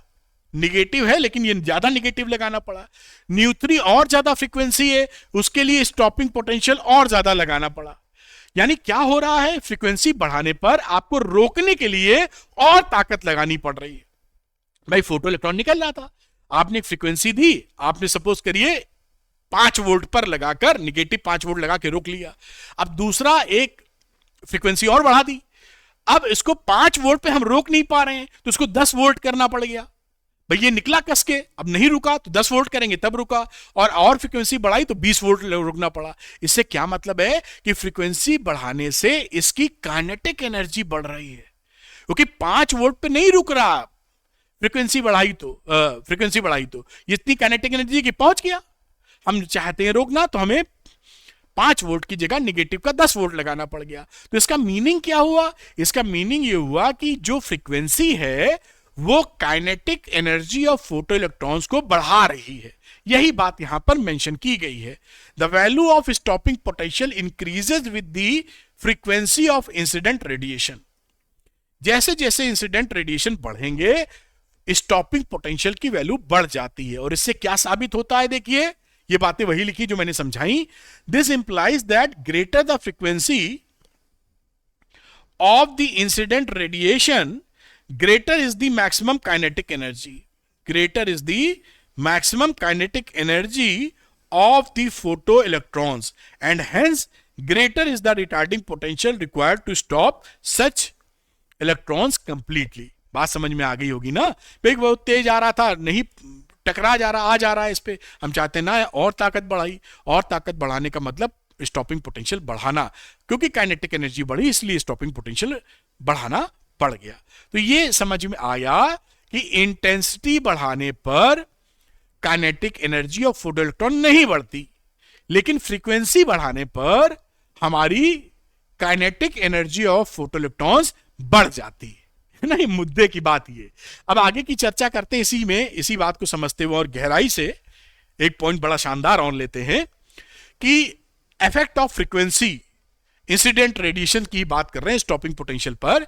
हमने क्या किया, if you plot a graph between the frequency of incident radiation and the corresponding stopping potential for different metals, we get a straight line. मतलब क्या है, एक जगह हमने स्टॉपिंग पोटेंशियल बनाया ये V0 स्टॉपिंग पोटेंशियल बेटा जी, और इधर हमने फ्रीक्वेंसी लेके बैठे हैं, दिख रहा होगा वैसे आपको। और डिफरेंट मेटल्स, ये मेटल ए है, देखिए लिखा ही है तो मैं रिपीट क्या करूं, ये मेटल ए, मेटल बी। हम देख रहे हैं जैसे जैसे फ्रीक्वेंसी हम, देखिए यहां पे फ्रीक्वेंसी बनाई तो ये स्टॉपिंग पोटेंशियल था, यहां फ्रीक्वेंसी बनाई तो ये स्टॉपिंग पोटेंशियल है, देख पा रहे हैं। और यहां पर पहुंच गए तो स्टॉपिंग पोटेंशियल 0 है, उस समय भी कुछ एमिशन नहीं हुआ। तो इस वैल्यू को, जहां पर हमारा स्टॉपिंग पोटेंशियल 0 होता है, उस वैल्यू को क्या बोल दिया आपने, थ्रेशोल्ड फ्रीक्वेंसी। क्योंकि इस फ्रीक्वेंसी से नीचे आप जाएंगे जब, तो आपको कोई इलेक्ट्रॉन एमिट ही नहीं होगा, तो पहुंचेगा कहां, स्टॉपिंग पोटेंशियल लगाने की जरूरत क्या है। जब आप यहां इस प्लेट पर आपने थ्रेशोल्ड फ्रीक्वेंसी से कम की फ्रीक्वेंसी डाली, तो यहां से इलेक्ट्रॉन निकला ही नहीं, तो इसको निगेटिव देने की आवश्यकता ही क्या है भाई, निकला ही नहीं तो पहुंचेगा क्या ये बात यहां साबित हुई। डिफरेंट मेटल लिया तो इसके लिए दूसरी थ्रेशोल्ड फ्रीक्वेंसी मिली, और जैसे जैसे इसके लिए फ्रीक्वेंसी बढ़ाते गए, हम स्टॉपिंग पोटेंशियल देख पा रहे हैं अलग अलग बढ़ता चला गया। फ्रीक्वेंसी बढ़ाने से स्टॉपिंग पोटेंशियल बढ़ रहा है। लेकिन खूबसूरती क्या रही इन दोनों मेटल्स के बीच में, कि दोनों मेटल्स में स्ट्रेट लाइन मिली और पैरेलल स्ट्रेट लाइन मिली। ध्यान दीजिएगा, ये सब पूछा जाता है, ये दोनों कैसी हैं, parallel straight lines. Metal A B में, मेटल ए एंड बी में, यानी दोनों की थ्रेशोल्ड फ्रीक्वेंसी तो अलग अलग है बेटा, इसकी न्यू नॉट, इसकी न्यू नॉट डैश, लेकिन दोनों स्ट्रेट लाइन शो कर रहा है कि इनके बीच में, स्टॉपिंग पोटेंशियल एंड फ्रीक्वेंसी के बीच में, और दोनों पैरेलल हैं, यानी दोनों का स्लोप सेम है। अभी इसका मतलब भी देखेंगे हम लोग। खैर, बहुत अच्छी बात। और यहां पर ये बातें देखिए लिखी हुई हैं कि ग्राफ जो है वो रिवील क्या कर रहा है। जब ग्राफ प्लॉट कर लिया, अब उस ग्राफ को ध्यान से देखा कि भाई इसमें क्या क्या कह रहा है, हमसे छुपी हुई बातें क्या है। तो ऑब्जर्वेशन क्या मिला, the stopping potential increases linearly with the frequency new of the incident radiation for a given photo sensitive material. जैसे मैंने दिखाया कि फ्रीक्वेंसी बढ़ाने पर स्टॉपिंग पोटेंशियल बढ़ता चला जा रहा है। ठीक। दूसरी बात, there exist a certain minimum number of cut off frequency, जिसके नीचे आपका कोई, ये न्यू नॉट जो है, कोई भी एमिशन नहीं है, इसी को बोलते हैं थ्रेशोल्ड फ्रीक्वेंसी। वो यहां पर लिखी हुई है। फोटो इलेक्ट्रिक करंट वहां पर आपको शून्य मिलती है, जहां पर स्टॉपिंग पोटेंशियल शून्य लगाया ही नहीं, कुछ अपोजिशन ही नहीं किया। तीसरी बात, for two different metals A and B, these graphs are parallel straight lines, that is they have same slope, but the threshold frequencies are different for the two metals. आप देख पाए होंगे दोनों मेटल की थ्रेशोल्ड फ्रीक्वेंसीज डिफरेंट हैं, लेकिन दोनों parallel हैं। अब जब इतनी बातें हमने एक्सपेरिमेंटल स्टडी कर ली, तो इसका कंक्लूड किया कि इसके ऑब्जर्वेशन क्या है। देखिए, above observation implied two important facts, यानी जो पूरी चर्चा हमने की, अलग अलग फ्रीक्वेंसी बदली, इंटेंसिटी बदली, एक्सीलरेटिंग पोटेंशियल बदला, और समझने की कोशिश की कि भैया ये क्या कहानी है। तो दो इंपॉर्टेंट फैक्ट, दो ऑब्जर्वेशंस मिले। The maximum kinetic energy of the photoelectrons increases linearly with the frequency of incident light. हमने जैसी बात की थी कि फ्रीक्वेंसी बढ़ाने पर जो फोटो इलेक्ट्रॉन्स है उनकी काइनेटिक एनर्जी बढ़ती है, और इंटेंसिटी से इंडिपेंडेंट है। ये इंटेंसिटी का कोई लेना देना इससे नहीं है, but is independent of its intensity. पहली बात। दूसरी बात, for a frequency new of the incident radiation less than the threshold frequency nu naught, no photoelectric emission is possible, however large is the intensity of incident radiation. यानी threshold frequency से कम की frequency अगर आपने ले ली है, तो intensity 100 वाट का bulb लगाएं या 500 का लगाएं या 1000 वाट का लगाएं, फोटो इलेक्ट्रॉन निकलेंगे नहीं। तो ये दो मेजर ऑब्जर्वेशंस हमारे सामने आ जाते हैं। अब इसी के बेसिस पे ना laws of photo electric emission की बात की जाती है। करीबन जहां तक याद आ रहा है 4 पॉइंट है। ये लॉज भी बड़े इंपॉर्टेंट हैं और आपसे पूछे जाते हैं। मैं यहां पर ऐसे वेरी इंपॉर्टेंट लिख देता हूं कि भाई laws of photo electric emission हैं क्या। चलिए समझते हैं क्या करके। जो हम लोगों ने एक्सपेरिमेंटल स्टडी भी ऑब्जर्व किया, ऑब्जर्वेशन लिया है, उसी को अच्छे से समराइज करके लिखा है लॉज के रूप में। पहली बात, for a given photo sensitive material and frequency of incident radiation, एक फोटो सेंसिटिव मटेरियल गिवन जो एक पकड़ लिया, एक फ्रीक्वेंसी भी पकड़ ली। अब थ्रेशोल्ड फ्रीक्वेंसी के ऊपर हमने इंटेंसिटी ऑफ लाइट को बढ़ाया, तो वो किसके प्रोपोर्शनल रहा? फोटो इलेक्ट्रिक करंट के। यानी जितनी ज्यादा इंटेंसिटी ऑफ लाइट उतना ज्यादा फोटो इलेक्ट्रिक करंट। ये ग्राफ हमने अभी देखा था शुरुआत में, ये ग्राफ से शो हो रहा है। इंटेंसिटी ऑफ लाइट बढ़ाने पर फोटो इलेक्ट्रिक करंट बढ़ रही है linearly for a given metal and for a given threshold frequency, जो उससे ऊपर की फ्रीक्वेंसी का रेडिएशन आप कर रहे हो, फिक्स्ड फ्रीक्वेंसी कह दीजिए। और the saturation current is directly proportional to the intensity of incident radiation. यहां पर हम देख पाए कि यहां पर इंटेंसिटी को अगर आप बढ़ाते हैं लाइट के, तो सैचुरेशन करंट की वैल्यू भी बढ़ जाती है। ये दो बातें इससे निकल के आई। पहली बात कि इंटेंसिटी ऑफ लाइट को बढ़ाओ तो फोटो इलेक्ट्रिक करंट बढ़ेगी। दूसरी बात की जो सैचुरेशन करंट है, इंटेंसिटी ऑफ लाइट को बढ़ाएंगे तो सैचुरेशन करंट की वैल्यू भी बढ़ती चली जाएगी। बढ़िया, पहला लॉ। दूसरे लॉ की बात करते हैं। For a given photo sensitive material there exist a certain minimum cut off frequency below which no photo electrons are emitted, however high is the intensity of incident radiation. और इस frequency को बोलते हो threshold frequency. बहुत popular word है, बड़ा important word है, और आपको किसी भी कीमत पर ये आना चाहिए, थ्रेशोल्ड फ्रीक्वेंसी। वाह, तो थ्रेशोल्ड पूछा जाता है what is the meaning of threshold frequency, explain threshold frequency. तो ये साफ थ्रेशोल्ड फ्रीक्वेंसी का ग्राफ जो बातचीत अपनी हुई थी, जो मैं समझा चुका हूं, ये दूसरा लॉ हो गया। अब बात करते हैं लॉ नंबर 3। तो इस लॉ में क्या है, above the threshold frequency the stopping potential और equivalently the maximum kinetic energy of the photoelectrons is directly proportional to the frequency. मतलब फ्रीक्वेंसी बढ़ाने पर हमारा kinetic energy of photo electron बढ़ रहा है। और कैसे पता लगा था, क्योंकि स्टॉपिंग पोटेंशियल बढ़ रहा था। यह बात यहां पर आपको दिखाई पड़ रही थी, मैंने ग्राफ यहां लगा दिया है जिसे समझने में तकलीफ ना हो। जैसे जैसे फ्रीक्वेंसी आप बढ़ाएंगे स्टॉपिंग पोटेंशियल बढ़ता चला जाएगा। बढ़ने का मतलब ज्यादा निगेटिव पोटेंशियल लगाना पड़ेगा। इससे यह साबित होता है कि काइनेटिक एनर्जी फ्रीक्वेंसी बढ़ाने पर बढ़ती है, ठीक, of incident radiation, but it is independent of intensity. फिर से एक बार, इंटेंसिटी से काइनेटिक एनर्जी का कोई लेना देना नहीं है, एक्सपेरिमेंटल ऑब्जर्वेशंस हैं ये। अब अगली बात, the photo electric emission is an instantaneous process. The time lag between the incidence of light radiation and the emission of photoelectrons is very small, even less than 10 की पावर -9 सेकेंड। मतलब क्या है कि जैसे ही मेटल के ऊपर आप incident radiation डालते हैं, फटाक से इलेक्ट्रॉन निकल जाता है। कितने सेकंड के अंदर? 10 की पावर -9 सेकंड के अंदर। इतना कम समय है कि ये इसे हम बोलते हैं जैसे ही हिट करेगा रेडिएशन, इंस्टेंट आपका फोटो इलेक्ट्रॉन इजेक्ट हो जाएगा, क्योंकि समय इतना कम है। तो ये इंस्टेंटेनियस प्रोसेस है, झटपट। अब ये भावनात्मक वर्ड है, समझ पाए ना, झट से हो जाता है। जैसे ही पड़ा वैसे ही आपका इलेक्ट्रॉन फट से निकल गया। उसमें ये नहीं कि भाई रुक जाओ अभी 2 सेकंड बाद निकलेंगे, ऐसा नहीं किया इसने, ठीक है। तो ये 4 लॉज हैं जो आपकी पकड़ में होने चाहिए। अब ये जो पूरी घटना हुई, अब साइंटिस्टों ने सोचा भाई कि अभी हम लोगों ने इंटरफेरेंस भी पढ़ा, डिफ्रैक्शन भी पढ़ा, और भी चीजें होती हैं जो ये सिद्ध करती थी कि जो रेडिएशंस हैं, जो लाइट है, इलेक्ट्रोमैग्नेटिक वेव्स हैं, ये इनके पास वेव नेचर होता है।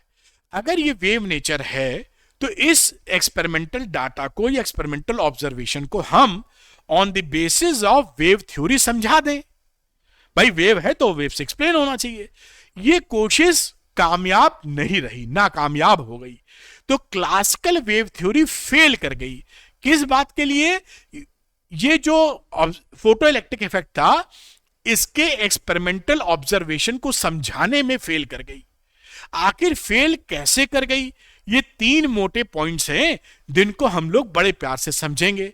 जो क्लासिकल वेव थ्योरी इसको एक्सप्लेन नहीं कर पाती, फोटो इलेक्ट्रिक इफेक्ट को, ठीक। पहली बात, द इंडिपेंडेंस ऑफ के मैक्स ऑन द इंटेंसिटी। के मैक्स का मतलब मैक्सिमम काइनेटिक एनर्जी। हम वेव थ्योरी में जानते हैं, इसी की बात करते हैं कि जो इंटेंसिटी होती है वो एम्पलीट्यूड के, इन वेव थ्योरी, ये भी लिख दूं, वेव थ्योरी। तो वेव थ्योरी में जो इंटेंसिटी होती है, ये इंटेंसिटी है, करंट वरंट मत समझ लेना, कभी कभी ये गफलत हो जाती है। ये intensity is proportional to amplitude का स्क्वायर। और आप जानते हैं कि जब आप इंटेंसिटी को बढ़ाएंगे, 100 वाट की जगह 500 वाट का बल्ब लगा देंगे, तो एनर्जी डेंसिटी भी बढ़ जाएगी। एनर्जी डेंसिटी का मतलब मैं और फील देता हूं, आपने इसके सामने एक बल्ब लगाया है, ये कुछ लाइट निकाल रहा है, यहां पे लाइट पड़ रही है, इंसिडेंट रेडिएशन।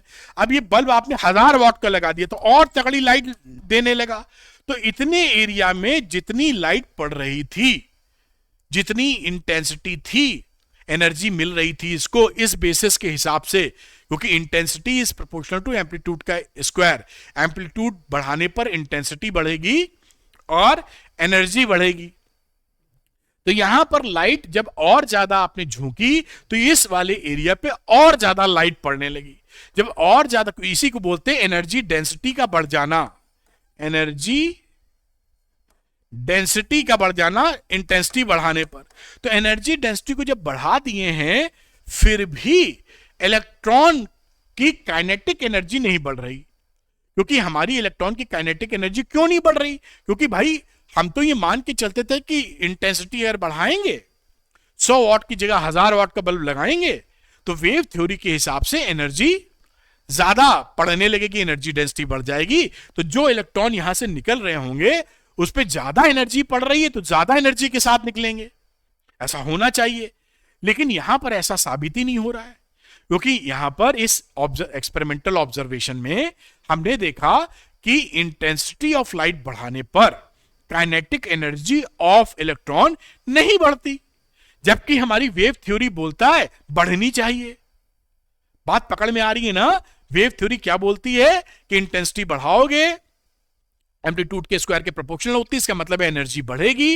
एनर्जी बढ़ने का मतलब है कि एनर्जी डेंसिटी, यानी एक यूनिट एरिया पकड़ रहे हैं उस पे एनर्जी ज्यादा पड़ने लगी। 100 वाट की जगह 1000 वाट का बल्ब लगाया तो फिर भी निकलने वाला इलेक्ट्रॉन ज्यादा एनर्जी से नहीं निकल रहा है। तो ये बात फिर फेल कर गई, नहीं समझा पाए कि ऐसा क्यों, इंटेंसिटी बढ़ाने पे क्यों नहीं बढ़ रहा काइनेटिक एनर्जी ऑफ इलेक्ट्रॉन, ठीक, फोटो इलेक्ट्रॉन्स। दूसरी, the existence of threshold frequency new naught. ये वेव थ्योरी एक्सप्लेन करने में कामयाब नहीं रही कि थ्रेशोल्ड फ्रीक्वेंसी क्यों, आखिर क्यों। उनका कहना था कि भाई मान लीजिए एक प्लेट ली है, हमने एक लाइट डाली, मान लीजिए 10 वाट का बल्ब लगा दिया, छोटा सा बल्ब है ना, अभी नहीं निकल रहा है फोटो इलेक्ट्रॉन्स, लेकिन 10 वाट के बल्ब को हमने 10 घंटे के लिए छोड़ दिया, फिर तो वो बराबर लाइट पड़ रही है, तो एनर्जी एब्जॉर्ब हो रही होगी ना, तो निकल जाना चाहिए लाइट।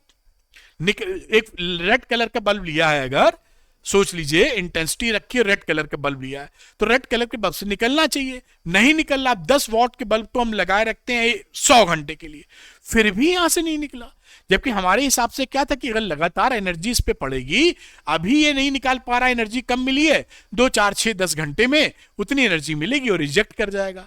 यहां पर भैया हम हजारों घंटे तक बैठे रहे, कोई इलेक्ट्रॉन का इजेक्शन नहीं हुआ। तो आखिर थ्रेशोल्ड फ्रीक्वेंसी का मामला क्या है, ये वेव थ्योरी एक्सप्लेन नहीं कर पाई कि भाई क्यों। आप समझ पा रहे हैं ना, क्योंकि कम इंटेंसिटी का भी बल्ब लगा दोगे तो भी ज्यादा समय के लिए लगा दो तो ज्यादा एनर्जी उस टाइम में पड़ेगी और फिर तो निकले इलेक्ट्रॉन, नहीं निकला इलेक्ट्रॉन, फेल कर गई। तीसरा, the instantaneous nature of the phenomena. अब वेव थ्योरी क्या बोलती है कि जो वेव है वो अपने साथ एनर्जी कैरी करती है, तो किसी भी चीज पर जब वेव पड़ेगी, जहां जहां पड़ रही है, पूरे मान लीजिए ये प्लेटफॉर्म है, इस पे वेव पड़ी, तो जब ये वेव पड़ेगी बेटा, तो हर जगह जो वेव पड़ रही है ये एनर्जी का अब्जॉर्प्शन चालू होगा, और ये बहुत छोटी मात्रा में होगा क्योंकि सारे में वेव पड़ रही है, और वो छोटी एनर्जी धीरे धीरे करके बढ़ेगी। भाई एनर्जी वेव तो पूरा जिसमें वेव होती पूरे वेव में एनर्जी कैरी करती है, तो जो यहां पड़ेगी जहां पर, उतनी एनर्जी यहां पड़ेगी, और उसको समय लग जाएगा इलेक्ट्रॉन को इजेक्ट होने के लिए, क्योंकि एकदम से भारी मात्रा में एनर्जी यहां पर नहीं मिल पा रही, एनर्जी एब्जॉर्प्शन में कुछ समय लगेगा। तो हमारा इलेक्ट्रॉन निकलने में कुछ फाइनाइट टाइम होना चाहिए कि भाई एनर्जी पड़ी चारों तरफ पूरी प्लेट पर, एब्जॉर्ब हुई, और उसके बाद इलेक्ट्रॉन बाहर निकले, तो ये घटना घटने में कुछ फाइनाइट टाइम होना चाहिए। यहां पर हमने क्या देखा कि ये प्रोसेस इंस्टेंट है, 10 की पावर माइनस सेकंड के अंदर झट से इलेक्ट्रॉन निकल जाता है। तो wave theory, classical wave theory इसको भी एक्सप्लेन नहीं कर पाई। अब जब क्लासिकल वेव थ्योरी फेल कर गई, तो साइंटिस्टों की बड़ी कोशिश रही कि इसको एक्सप्लेन कर दें। इसमें सुपरमैन बन के आए आइंस्टाइन साहब। आइंस्टाइन ने इसको फोटो इलेक्ट्रिक इफेक्ट को पार्टिकल नेचर मानकर, यानी ये लाइट का जो वेव नेचर था उसको छोड़कर पार्टिकल नेचर मानकर क्वांटा थ्योरी के बेसिस पर फोटो इलेक्ट्रिक इफेक्ट को समझाया। अब उन्होंने क्या यहां पर चीजें मानी और किस तरह से एक्सप्लेनेशन किया कि हम ये जो ऑब्जर्वेशनल एक्सपेरिमेंटल ऑब्जर्वेशंस हैं उनको हम एक्सप्लेन कर पाए, क्योंकि वेव थ्योरी से एक्सप्लेन नहीं कर पाए। तो आइंस्टाइन ने कैसे एक्सप्लेन किया उसकी चर्चा अब यहां से शुरू हो जाती है। तो failure of classical wave theory आप समझ गए। अब आ गए पिक्चर में आइंस्टाइन साहब। अब इन्होंने कहा कि भैया इन बातों को ऐसे समझो, तब हम लोग एक्सप्लेन कर पाएंगे। और ये बाद में एक्सपेरिमेंटली प्रूव भी हुआ कि आइंस्टाइन ने जो ये बता रहे हैं ये बिल्कुल दुरुस्त है, इसीलिए बाद में नोबेल प्राइज भी मिल गया आइंस्टाइन साहब को। खैर, इन 1905, ये देखिए घटनाएं हर 2-4-5 साल में डेवलपमेंट में आ रही हैं। इन्होंने कहा, आइंस्टाइन ने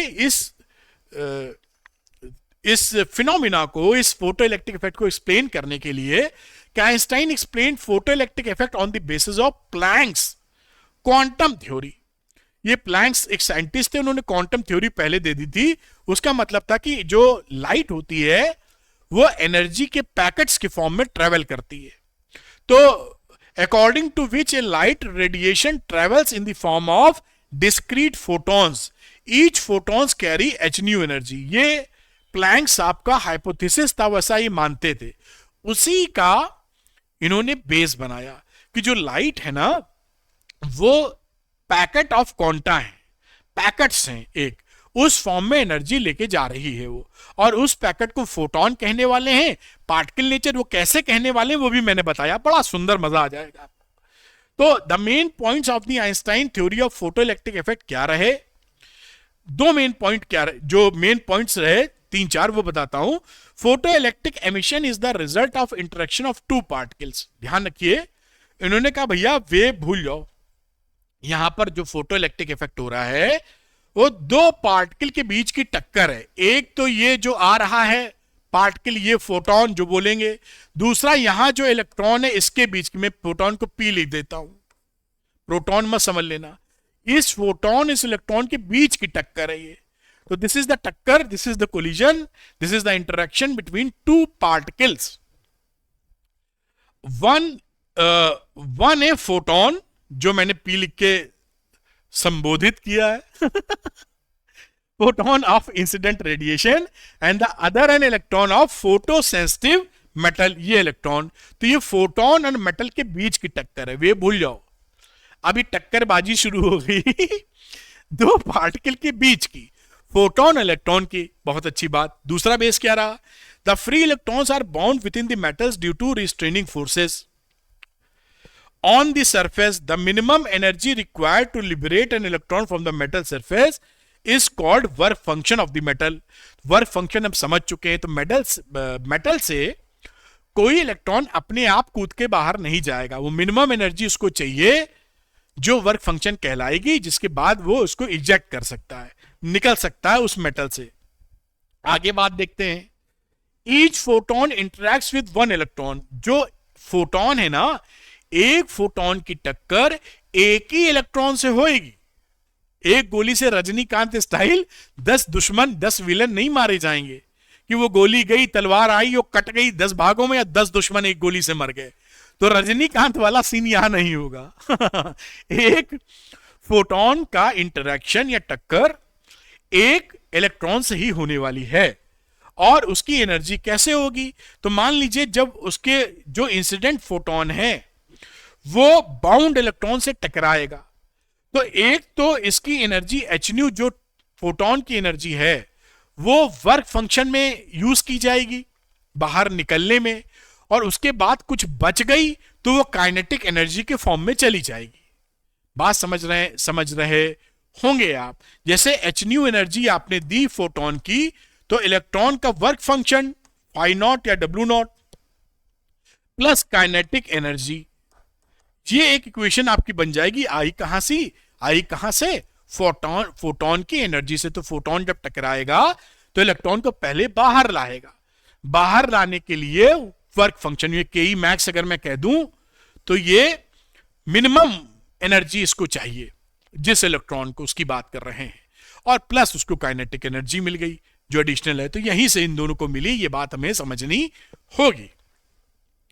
इसी बात को जो मैंने इक्वेशन लिखी थी, इसको और आइंस्टाइन ने बड़े अच्छे से बताया कि very few less than 1% photons.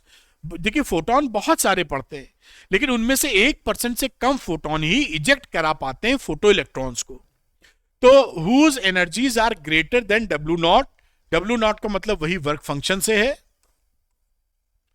Are capable of ejecting the photo electrons. यहां पर ये देखिए इक्वेशन क्या बन गई, यहां पे देखिए के ई मैक्स अगर निकालते हैं आप, यहां देखिए के ई मैक्स बराबर क्या हो जाता, H nu minus work function. इसको आप चाहे फाई नॉट लिखो या डब्ल्यू नॉट लिखो। यही इक्वेशन आइंस्टाइन साहब ने यहां पर पकड़ा दी।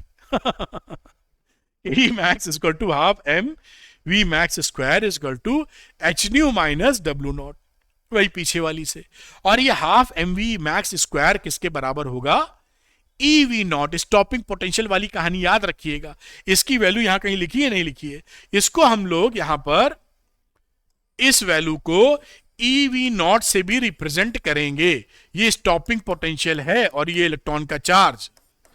स्टॉपिंग पोटेंशियल, इसको ना भूल जाना, नहीं दिक्कत होगी। मैं लिख दूं, काहे को रिस्क लेना, ठीक। तो इसको भी जगह जगह न्यूमेरिकल में इस्तेमाल कर लेंगे। स्टॉपिंग पोटेंशियल इनटू इलेक्ट्रॉन का charge, E v naught is the energy, और यहां पर हाफ वी बराबर हो गई, आप समझ पाए होंगे।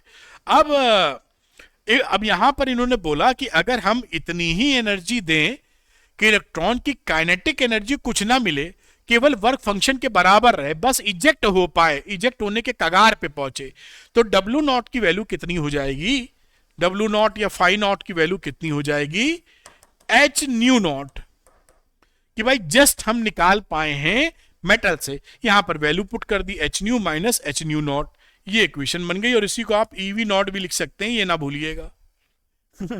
तो ये आप कहानी यहां पर पकड़ पाए। अब आइंस्टाइन के ये चार जो बेसिस थे, इसकी बेसिस पर उन्होंने शुरू किया कि अब मेरी रामायण सुनो, मेरी कहानी, जो ये एक्सप्लेन करेगी कि फोटो इलेक्ट्रिक इफेक्ट का एक्सपेरिमेंटल ऑब्जर्वेशन या डाटा किस तरह से समझाया जा सकता है। तो उन्होंने शुरू की कहानी अपनी बताना। पहली कहानी, Einstein explanation of photo electric effect. सारी बात उन्होंने तय कर दी, बेस वेस पकड़ लिया। अब वो बताना शुरू कर रहे हैं। Explanation of effect of intensity. उन्होंने कहा कि भाई increase of intensity means increase in number of photons. उन्होंने कहा 100 वॉट की जगह अगर आप 1000 वॉट का बल्ब लगा देंगे, तो मान लीजिए 100 वॉट का बल्ब है, तो इससे आपके 100 फोटॉन निकल रहे हैं, सपोज फोटॉन्स, और यहीं आपने 1000 वॉट का बल्ब ले लिया, तो यहां पर आपके 1000 फोटॉन निकले।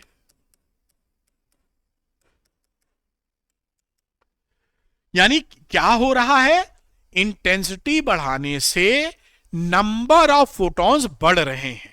बढ़िया। और ये नंबर ऑफ फोटॉन्स कहां पर हिट करेंगे? मेटल सरफेस को। पर यूनिट टाइम, 1 सेकंड में मान लीजिए पहले 10 हिट कर रहे थे, अब 100 हिट करने लगेंगे क्योंकि ज्यादा फोटॉन निकल रहे हैं। As each photon ejects only 1 electron. अब ये एक फोटॉन एक इलेक्ट्रॉन को निकाल सकता है, तो ज्यादा इलेक्ट्रॉन पड़ेंगे तो ज्यादा इलेक्ट्रॉन निकल आएंगे, ज्यादा इलेक्ट्रॉन निकल आएंगे तो फोटो इलेक्ट्रिक करंट बढ़ जाएगी। तो ये एक्सप्लेनेशन किसका हो गया कि intensity of light incident radiation का बढ़ाने पर फोटो इलेक्ट्रिक करंट बढ़ जाती है। समझ में आ गई बात?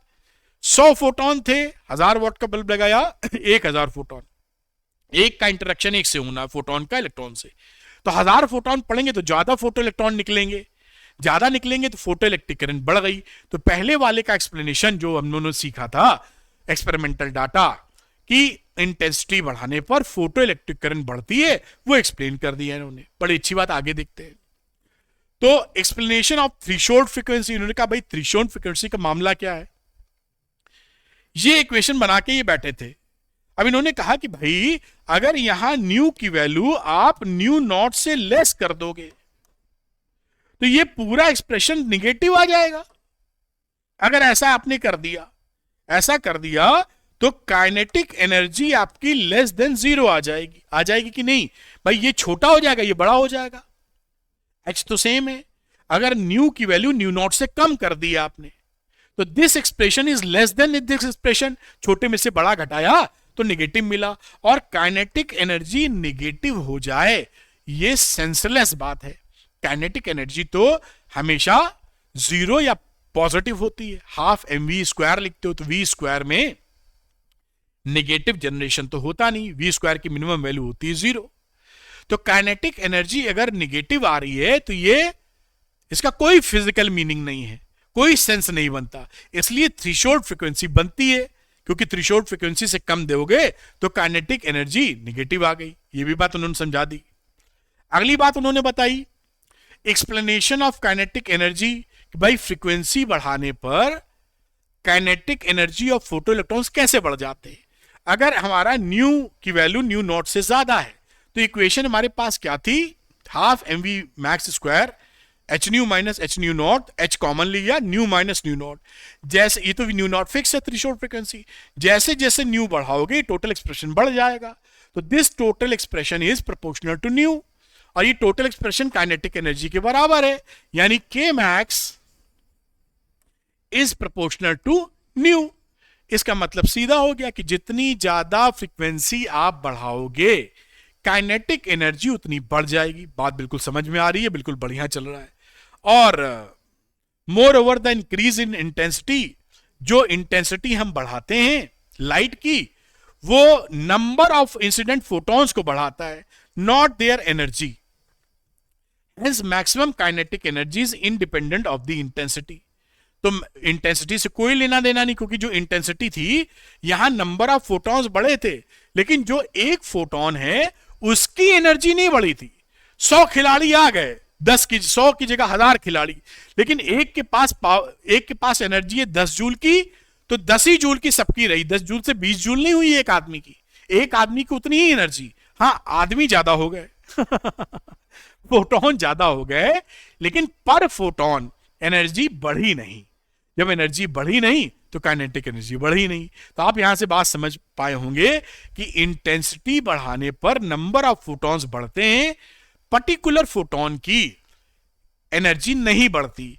इसलिए काइनेटिक एनर्जी इंडिपेंडेंट होती है इंटेंसिटी ऑफ लाइट से, या इंटेंसिटी ऑफ इंसिडेंट रेडिएशन से, जबकि फ्रीक्वेंसी बढ़ाने पर आपकी kinetic energy of photo electrons will increase. ये बात भी आप यहां समझ गए। अगली बात एक्सप्लेनेशन ऑफ टाइम लैग, ये बताते हैं कि photo electric emission is the result of N elastic collision between a photon and electron. Photon और इलेक्ट्रॉन के बीच की ये टक्कर है, इलास्टिक कोलिजन। तो जब टक्कर होती है तो सारी चीज फटाफट होती है। आप स्कूटी से जा रहे हैं, किसी दूसरी स्कूटी से भिड़ेंगे तो भड़ से ही डेंट पड़ जाएगा या चोट लग जाएगी, उसमें टाइम लैग थोड़ी होता है।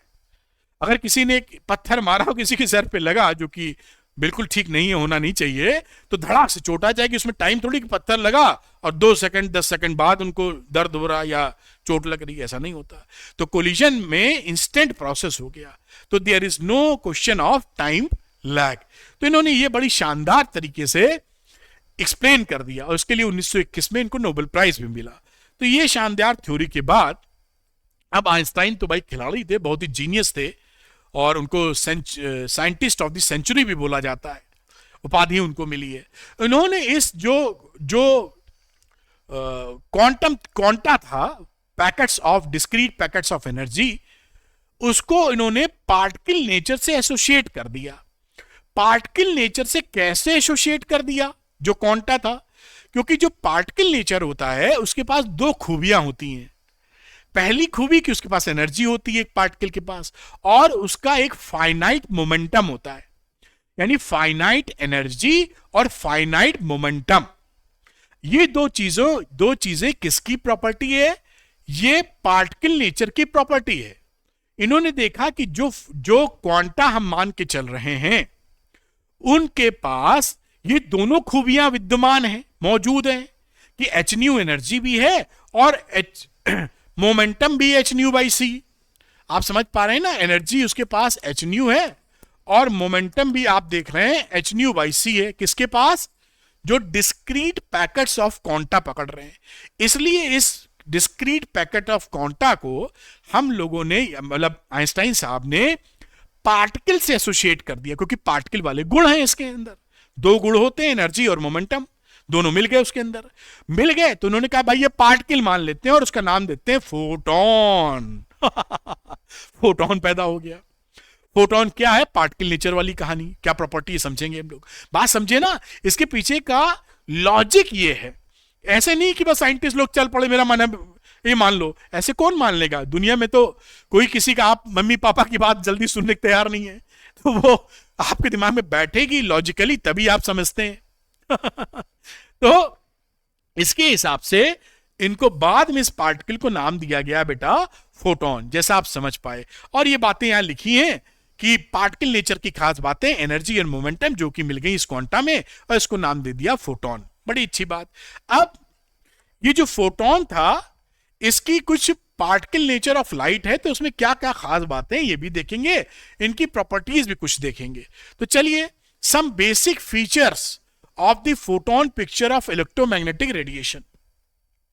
इलेक्ट्रोमैग्नेटिक रेडिएशन को आपने फोटोन में पकड़ लिया, पार्टिकल नेचर में क्या खास फीचर्स हैं। पहली बात, when radiation interacts with matter, यानी जो इलेक्ट्रोमैग्नेटिक वेव्स हैं जब किसी मैटर से टकराएंगी, इंटरैक्शन होगा, it behaves as if it is made of the particles called photons. उन्होंने कहा जब ईएम वेव्स किसी भी मैटर से टकराएंगी तो ये टक्कर में फोटोन की टक्कर होगी, फोटोन की तरह बिहेव करेगा electromagnetic wave. Each photon has energy h nu and momentum h nu by c या h बाई लैम्डा। ये क्या है? Momentum of photon. And speed c is the in vacuum. और फोटोन की स्पीड वैक्यूम में कितनी है? c के बराबर। ये भी ध्यान रखिएगा क्योंकि पूछते हैं या आपको फंसा देते हैं कि फोटोन की स्पीड क्या है, तो वैक्यूम में c है।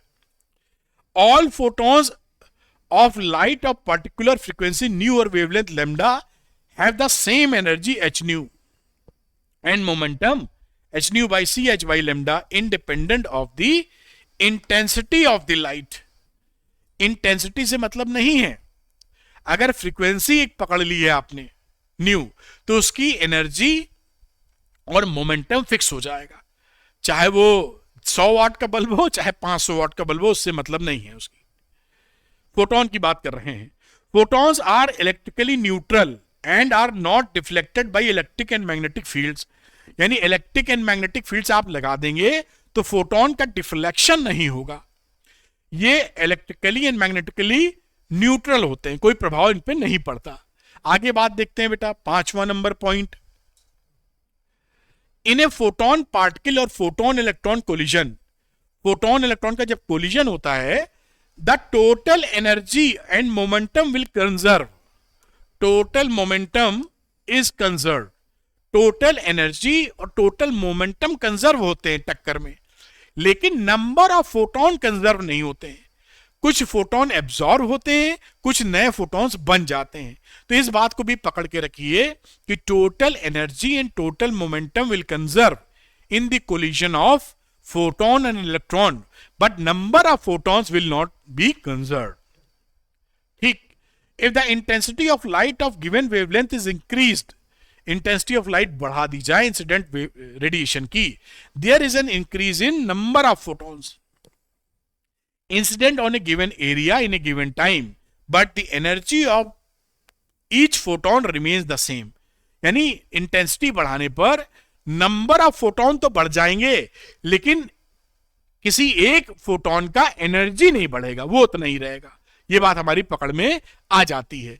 अब अगली बात जो इंटरेस्टिंग है कि भाई हम कैसे प्लैंक्स कांस्टेंट यानी H, प्लैंक्स कांस्टेंट का मतलब H और वर्क फंक्शन का मतलब W नॉट या फाई नॉट, हम कैसे निकाल सकते हैं ग्राफिकल मेथड से। ये भी देख लीजिए, कुछ भी नहीं छूटेगा, मजा आ जाएगा आपको। आपने आइंस्टाइन की इक्वेशन लिखी थी k max = ½ mv max square h new minus h new not. अब यहां मैंने दिखाया था, आपको बताया था कि ½ mv max स्क्वायर को ev नॉट लिख सकते हो। v नॉट है स्टॉपिंग पोटेंशियल, e है इलेक्ट्रॉन का चार्ज, और ये h न्यू नॉट का मतलब वर्क फंक्शन। अब यहां पर हमने e से डिवाइड कर दिया क्योंकि हम ग्राफ जो खींचेंगे वो v नॉट और न्यू में खींचने वाले हैं। ये देखिए स्टॉपिंग पोटेंशियल, ये v नॉट आपको दिखाई पड़ रहा होगा, और ये इधर पे है फ्रीक्वेंसी। तो यहां पर e से डिवाइड कर दिया, v not = h by e new minus W not upon e। अब इस इक्वेशन को हमने स्ट्रेट लाइन की इक्वेशन से कंपेयर किया। y की जगह v नॉट है तो y एक्सेस पे v नॉट प्लॉट कर दिया, और x की जगह यहां मौजूद है न्यू जो बदलेंगे, ये x की जगह प्लॉट कर दिया। तो ये साफ स्लोप कितना हो गया इसका m, एम हो गया एच बाई ई, तो एम का मतलब tan theta H by E. Tan theta का मतलब क्या होता है, कोई भी पॉइंट ले लीजिए, ये थीटा, हर ये थीटा है, देखिए थीटा है, तो ये इसके पैरेलल है, तो ये भी थीटा, तो ये perpendicular upon base, tan theta हो गया ए सी अपॉन बी सी। आप ग्राफ्स में कोई भी दो पॉइंट पकड़कर इसका ये ए सी बी सी निकालेंगे और डिवाइड कर देंगे तो टेन थीटा या स्लोप मिल जाएगा। What is this, this is slope, और ये स्लोप की ही वैल्यू कितने के बराबर है, h अपॉन ई की। तो h निकालना हो तो क्या करेंगे, e इंटू स्लोप। भाई समझ पाए होंगे, अगर यहां h निकालना है तो m इंटू ई कर लेंगे। अब m की वैल्यू स्लोप कैसे पता होगी, तो ये देखिए वैल्यू AC है ना, AC का मतलब क्या हो जाता है, डेल्टा V। ये पोटेंशियल के बीच ही, स्टॉपिंग पोटेंशियल के बीच का ही तो फर्क है डेल्टा V, और यहां पर क्या है, डेल्टा न्यू, ये फ्रीक्वेंसी के बीच का डिफरेंस है, एक फ्रीक्वेंसी दूसरी फ्रीक्वेंसी, डेल्टा न्यू। तो m की जगह आप क्या लिख सकते हैं, delta V upon delta new, और इस वैल्यू को यहां पुट कर दीजिए m की जगह। तो h की वैल्यू कितनी हो गई, delta V upon delta nu into e. ये देखिए फॉर्मूला लिखा भी है मैंने, बस प्लैंक्स कांस्टेंट आपने फाइंड आउट कर लिया। ग्राफिकल बेसिस पर आपने ग्राफ प्लॉट किया, यहां पर इलेक्ट्रॉन का चार्ज पता होता है, डेल्टा वी यहां से निकाला, डेल्टा न्यू यहां से निकाला, वैल्यू रखी और प्लैंक्स कांस्टेंट निकाल लिया, जो कि प्लैंक्स कांस्टेंट एक फिक्स कांस्टेंट है, आपको वैल्यू पता चल जाती है। अगर आप उस मेटल का वर्क फंक्शन निकालना चाहते हैं तो वर्क फंक्शन कैसे निकालेंगे, इसमें आपने कंपेयर किया तो C की वैल्यू कितनी आ गई, देखिए कंपेयर करने पर यहां कहीं लिखा है, मैं यहां लिखता हूं, C बराबर माइनस डब्ल्यू नॉट अपॉन ई, कंपैरिजन करने पर।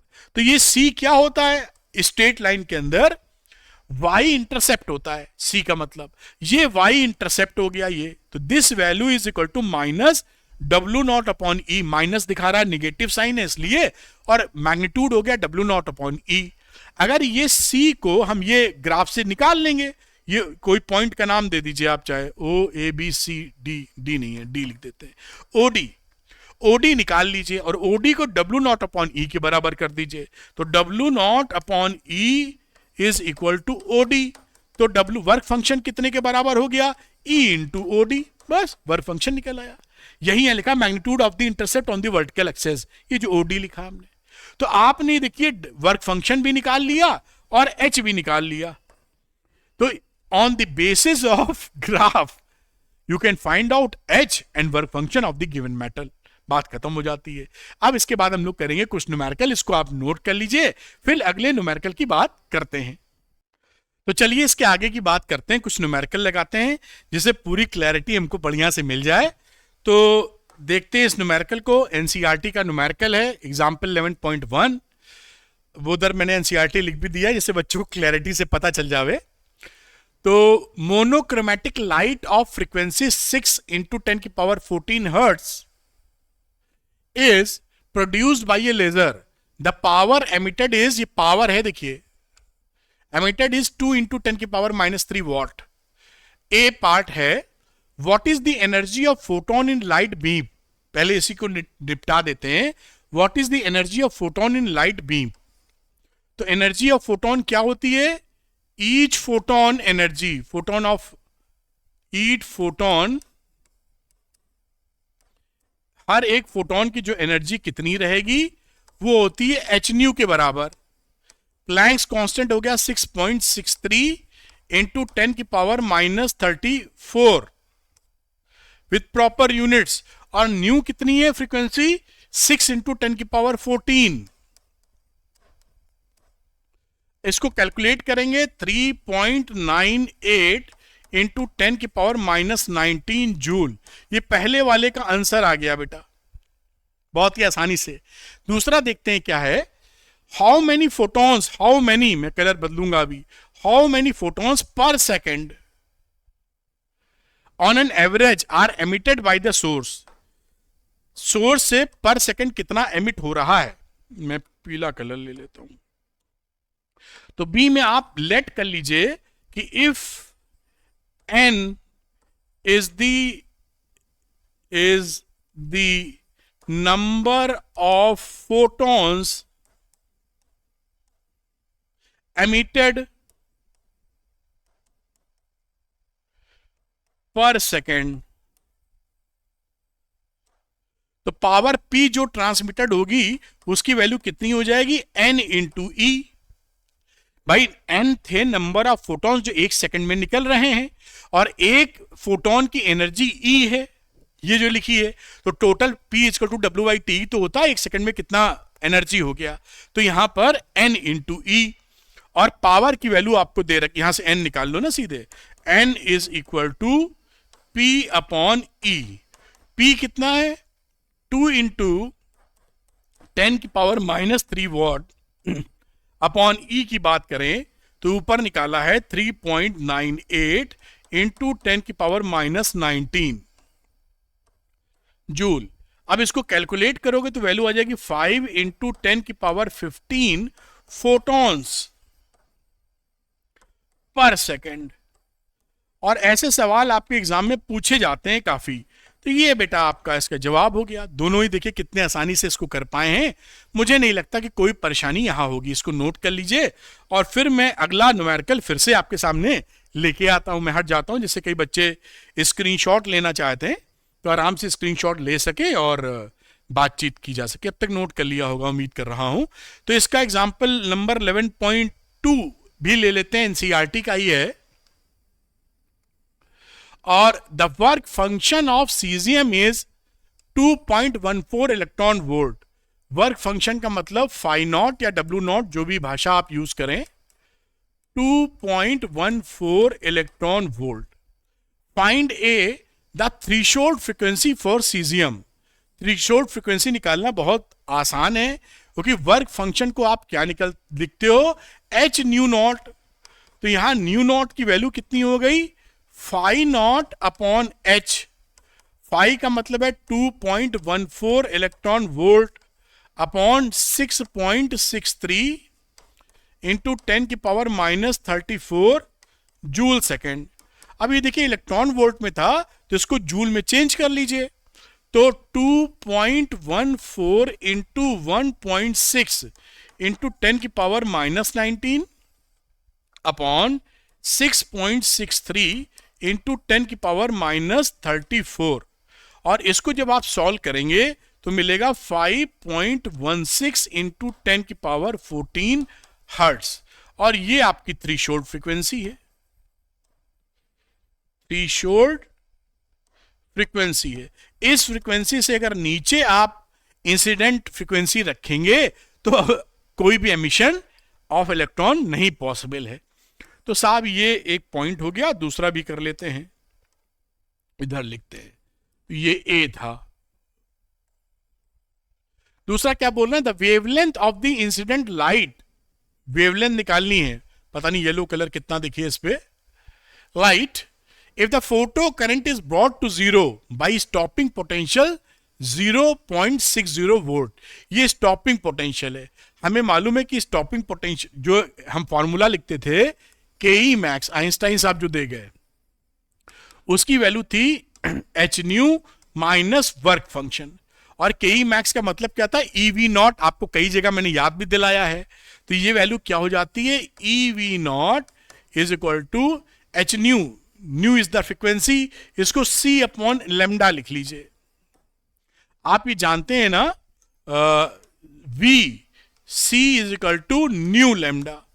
तो यहां पर न्यू की मतलब क्या हो गया, c upon lambda. V is equal to n lambda पढ़े होंगे उसी से वैल्यू यहां पर लिख दी है। अब यहां पर हमको लेमडा निकालना था, तो लेमडा निकालने जब आप जाएंगे तो वैल्यू क्या मिलेगी, ई वी नॉट प्लस, मैं इसको ऐसे ही लिखता हूं एक स्टेप बढ़ा के, h c upon lambda e v naught plus nu not.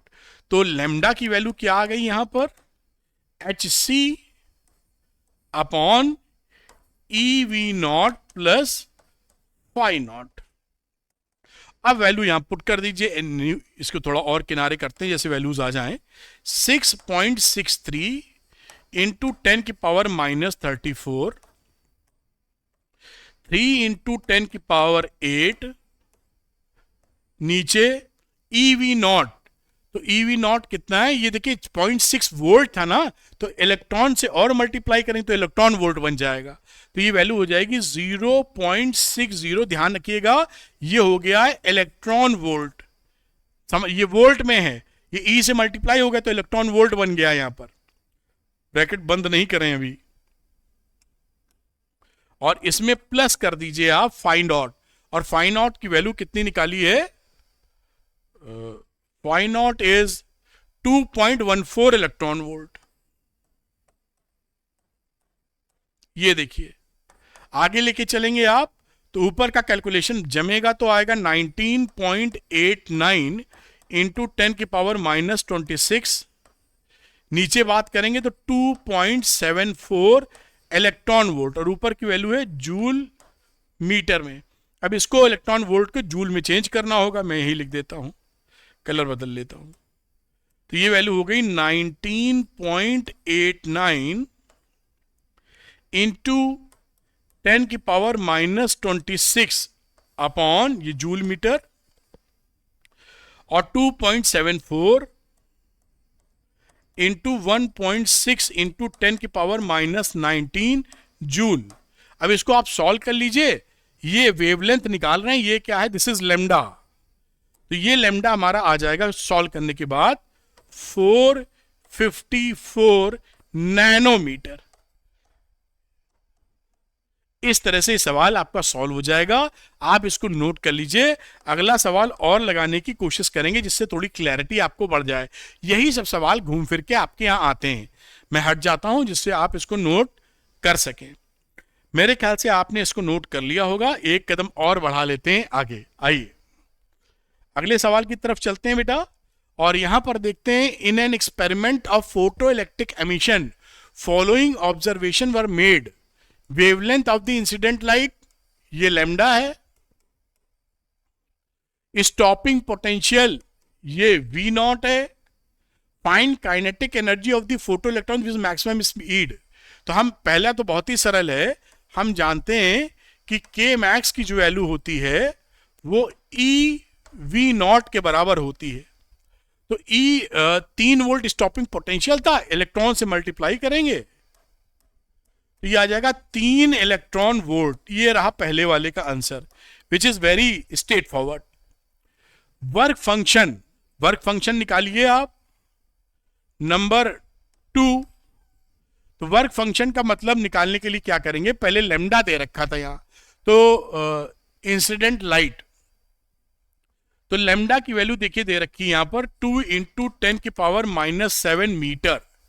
एमएस्ट्रॉम में चेंज कीजिए तो 2000 एमएस्ट्रॉम हो जाएगा, और इसी वैल्यू में अगर मैं HC को रखूं, इसको याद कर लीजिएगा जल्दी कैलकुलेशन होता है, 12400 ईवे एंगस्ट्रॉम, SC का मल्टीप्लीकेशन।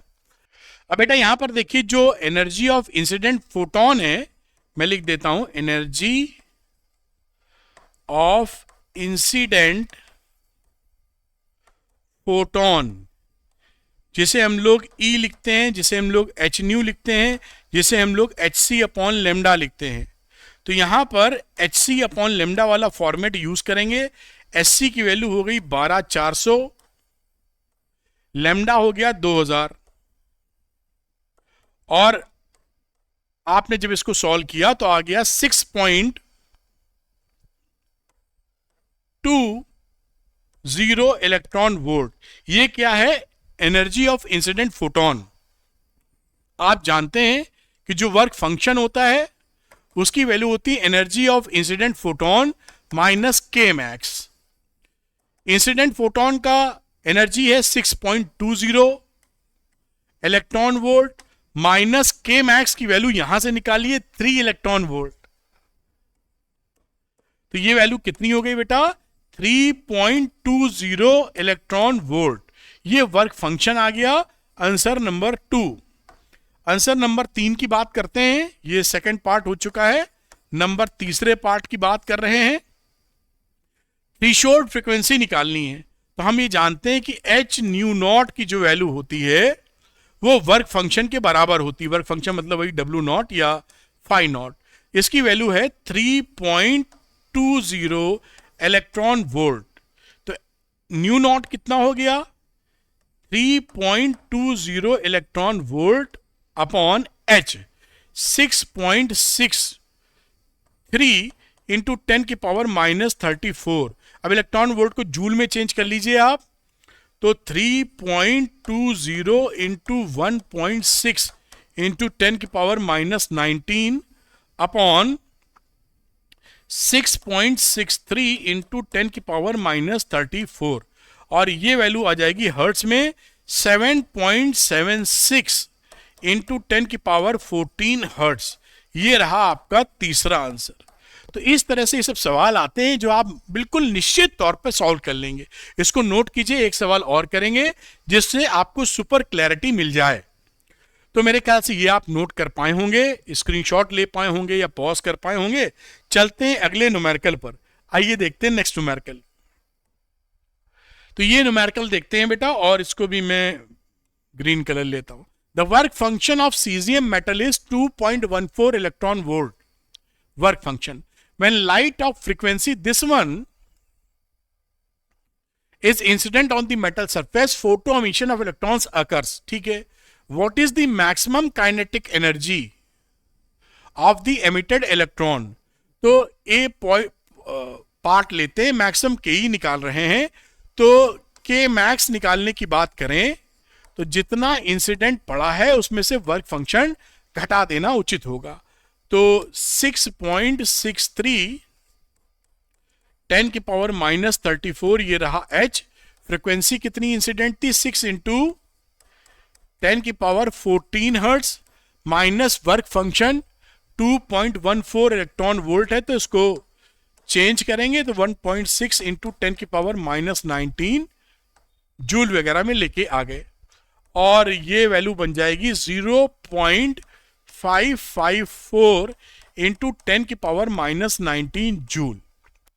और अगर इसको इलेक्ट्रॉन वोल्ट में कन्वर्ट करना है तो इसी को हम लोग क्या करेंगे, 0.554 इंटू 10 की पावर -19 को 1.6 इंटू 10 की पावर -19 से डिवाइड कर देंगे, और ये वैल्यू हो जाएगी 0.34 इलेक्ट्रॉन वोल्ट। बहुत ही आसानी से।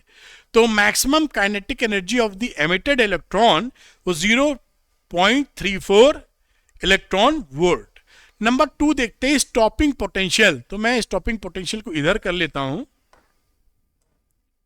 के मैक्स के बराबर होता है। तो स्टॉपिंग पोटेंशियल का मतलब है EV0 इज इक्वल टू के मैक्स।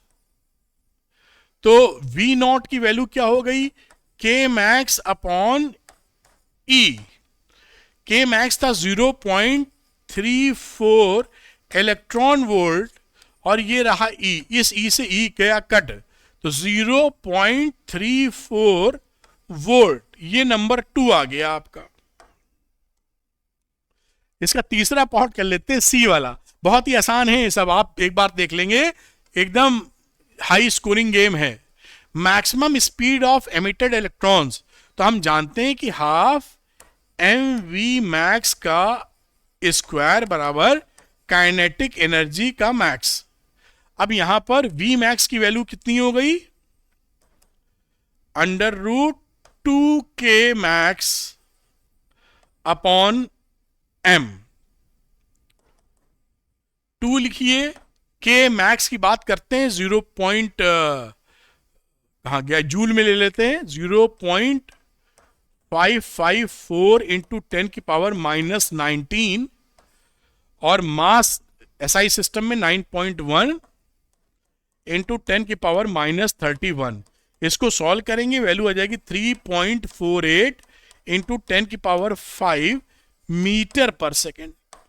ये आपका थर्ड नंबर का कहानी बन गया। अब इसको नोट कर लीजिए, ये सब सवाल अगर करना सीख जाएंगे, सारे सवाल आपके सही होने वाले हैं, एक सवाल आपका गलत नहीं हो सकता है। इसको नोट करें और नेक्स्ट क्वेश्चन करेंगे हम लोग। तो ये पूरी थ्योरी जबरदस्त तरीके से आपके दिमाग में जा रही है।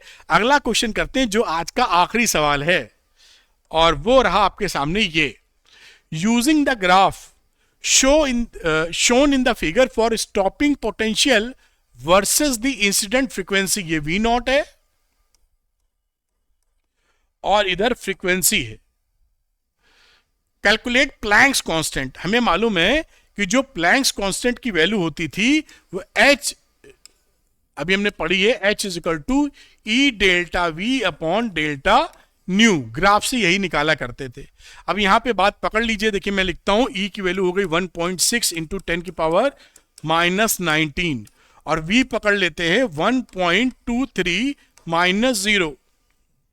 डेल्टा V पकड़ रहे हैं तो डेल्टा V देखिए इस पॉइंट को पकड़िए, ये पॉइंट हो गया 1.23 और इस पॉइंट पे V मिल गया आपको 0. इन दोनों पॉइंट की जिक्र कर रहे हैं तो V के लिए दोनों point corresponding 1.23 minus 0 upon delta new. तो डेल्टा न्यू का मतलब हो गया, पहले था न्यू टू 8 इंटू 10 की पावर 4 ना होके ये 14 होगा बेटा, 14 हर्ट्स में चल रहा है. तो यहां वैल्यू हो जाएगी 8 इंटू 10 की पावर 14 माइनस ये वैल्यू 5 के आसपास आ रही है, 5 इंटू 10 की पावर 14 हर्ट्स. अब इसको आप सॉल्व करोगे तो वैल्यू आ जाएगी 6.56 इंटू 10 की पावर माइनस 34 जूल सेकेंड. ये आपका आंसर आ गया. देखिए ये ग्राफिकल तरीके से भी आप प्लैंक्स कांस्टेंट निकाल पाए बहुत ही आसानी से, कोई दिक्कत नहीं हुई. इसको नोट कर लीजिए आप, फिर आगे की हम लोग बात करते हैं. मेरे ख्याल से आपने इसको नोट कर लिया होगा. तो अगर आप ये चाहते हैं कि फिजिक्स आसान भाषा में आपको समझ में आए, इंटरेस्टिंग वे में समझ में आए एंड न्यूमेरिकल निकलने शुरू हो जाएं, तो झट से अरविंद एकेडमी चैनल को सब्सक्राइब कर लीजिए फॉर टॉप क्वालिटी कंटेंट. अगर ये वीडियो पसंद आया है तो लाइक और शेयर करना मत भूलिएगा. अरविंद एकेडमी चैनल को तो सब्सक्राइब आप करेंगे ही, साथ में इसका पीडीएफ लेने के लिए अरविंद एकेडमी टेलीग्राम चैनल को ज्वाइन कर लीजिए आप. उसका लिंक डिस्क्रिप्शन में है जहां पर इसका पीडीएफ मिल जाएगा. पढ़ाई काफी आसान हो जाएगी. Thank you very much. Wish you all the best.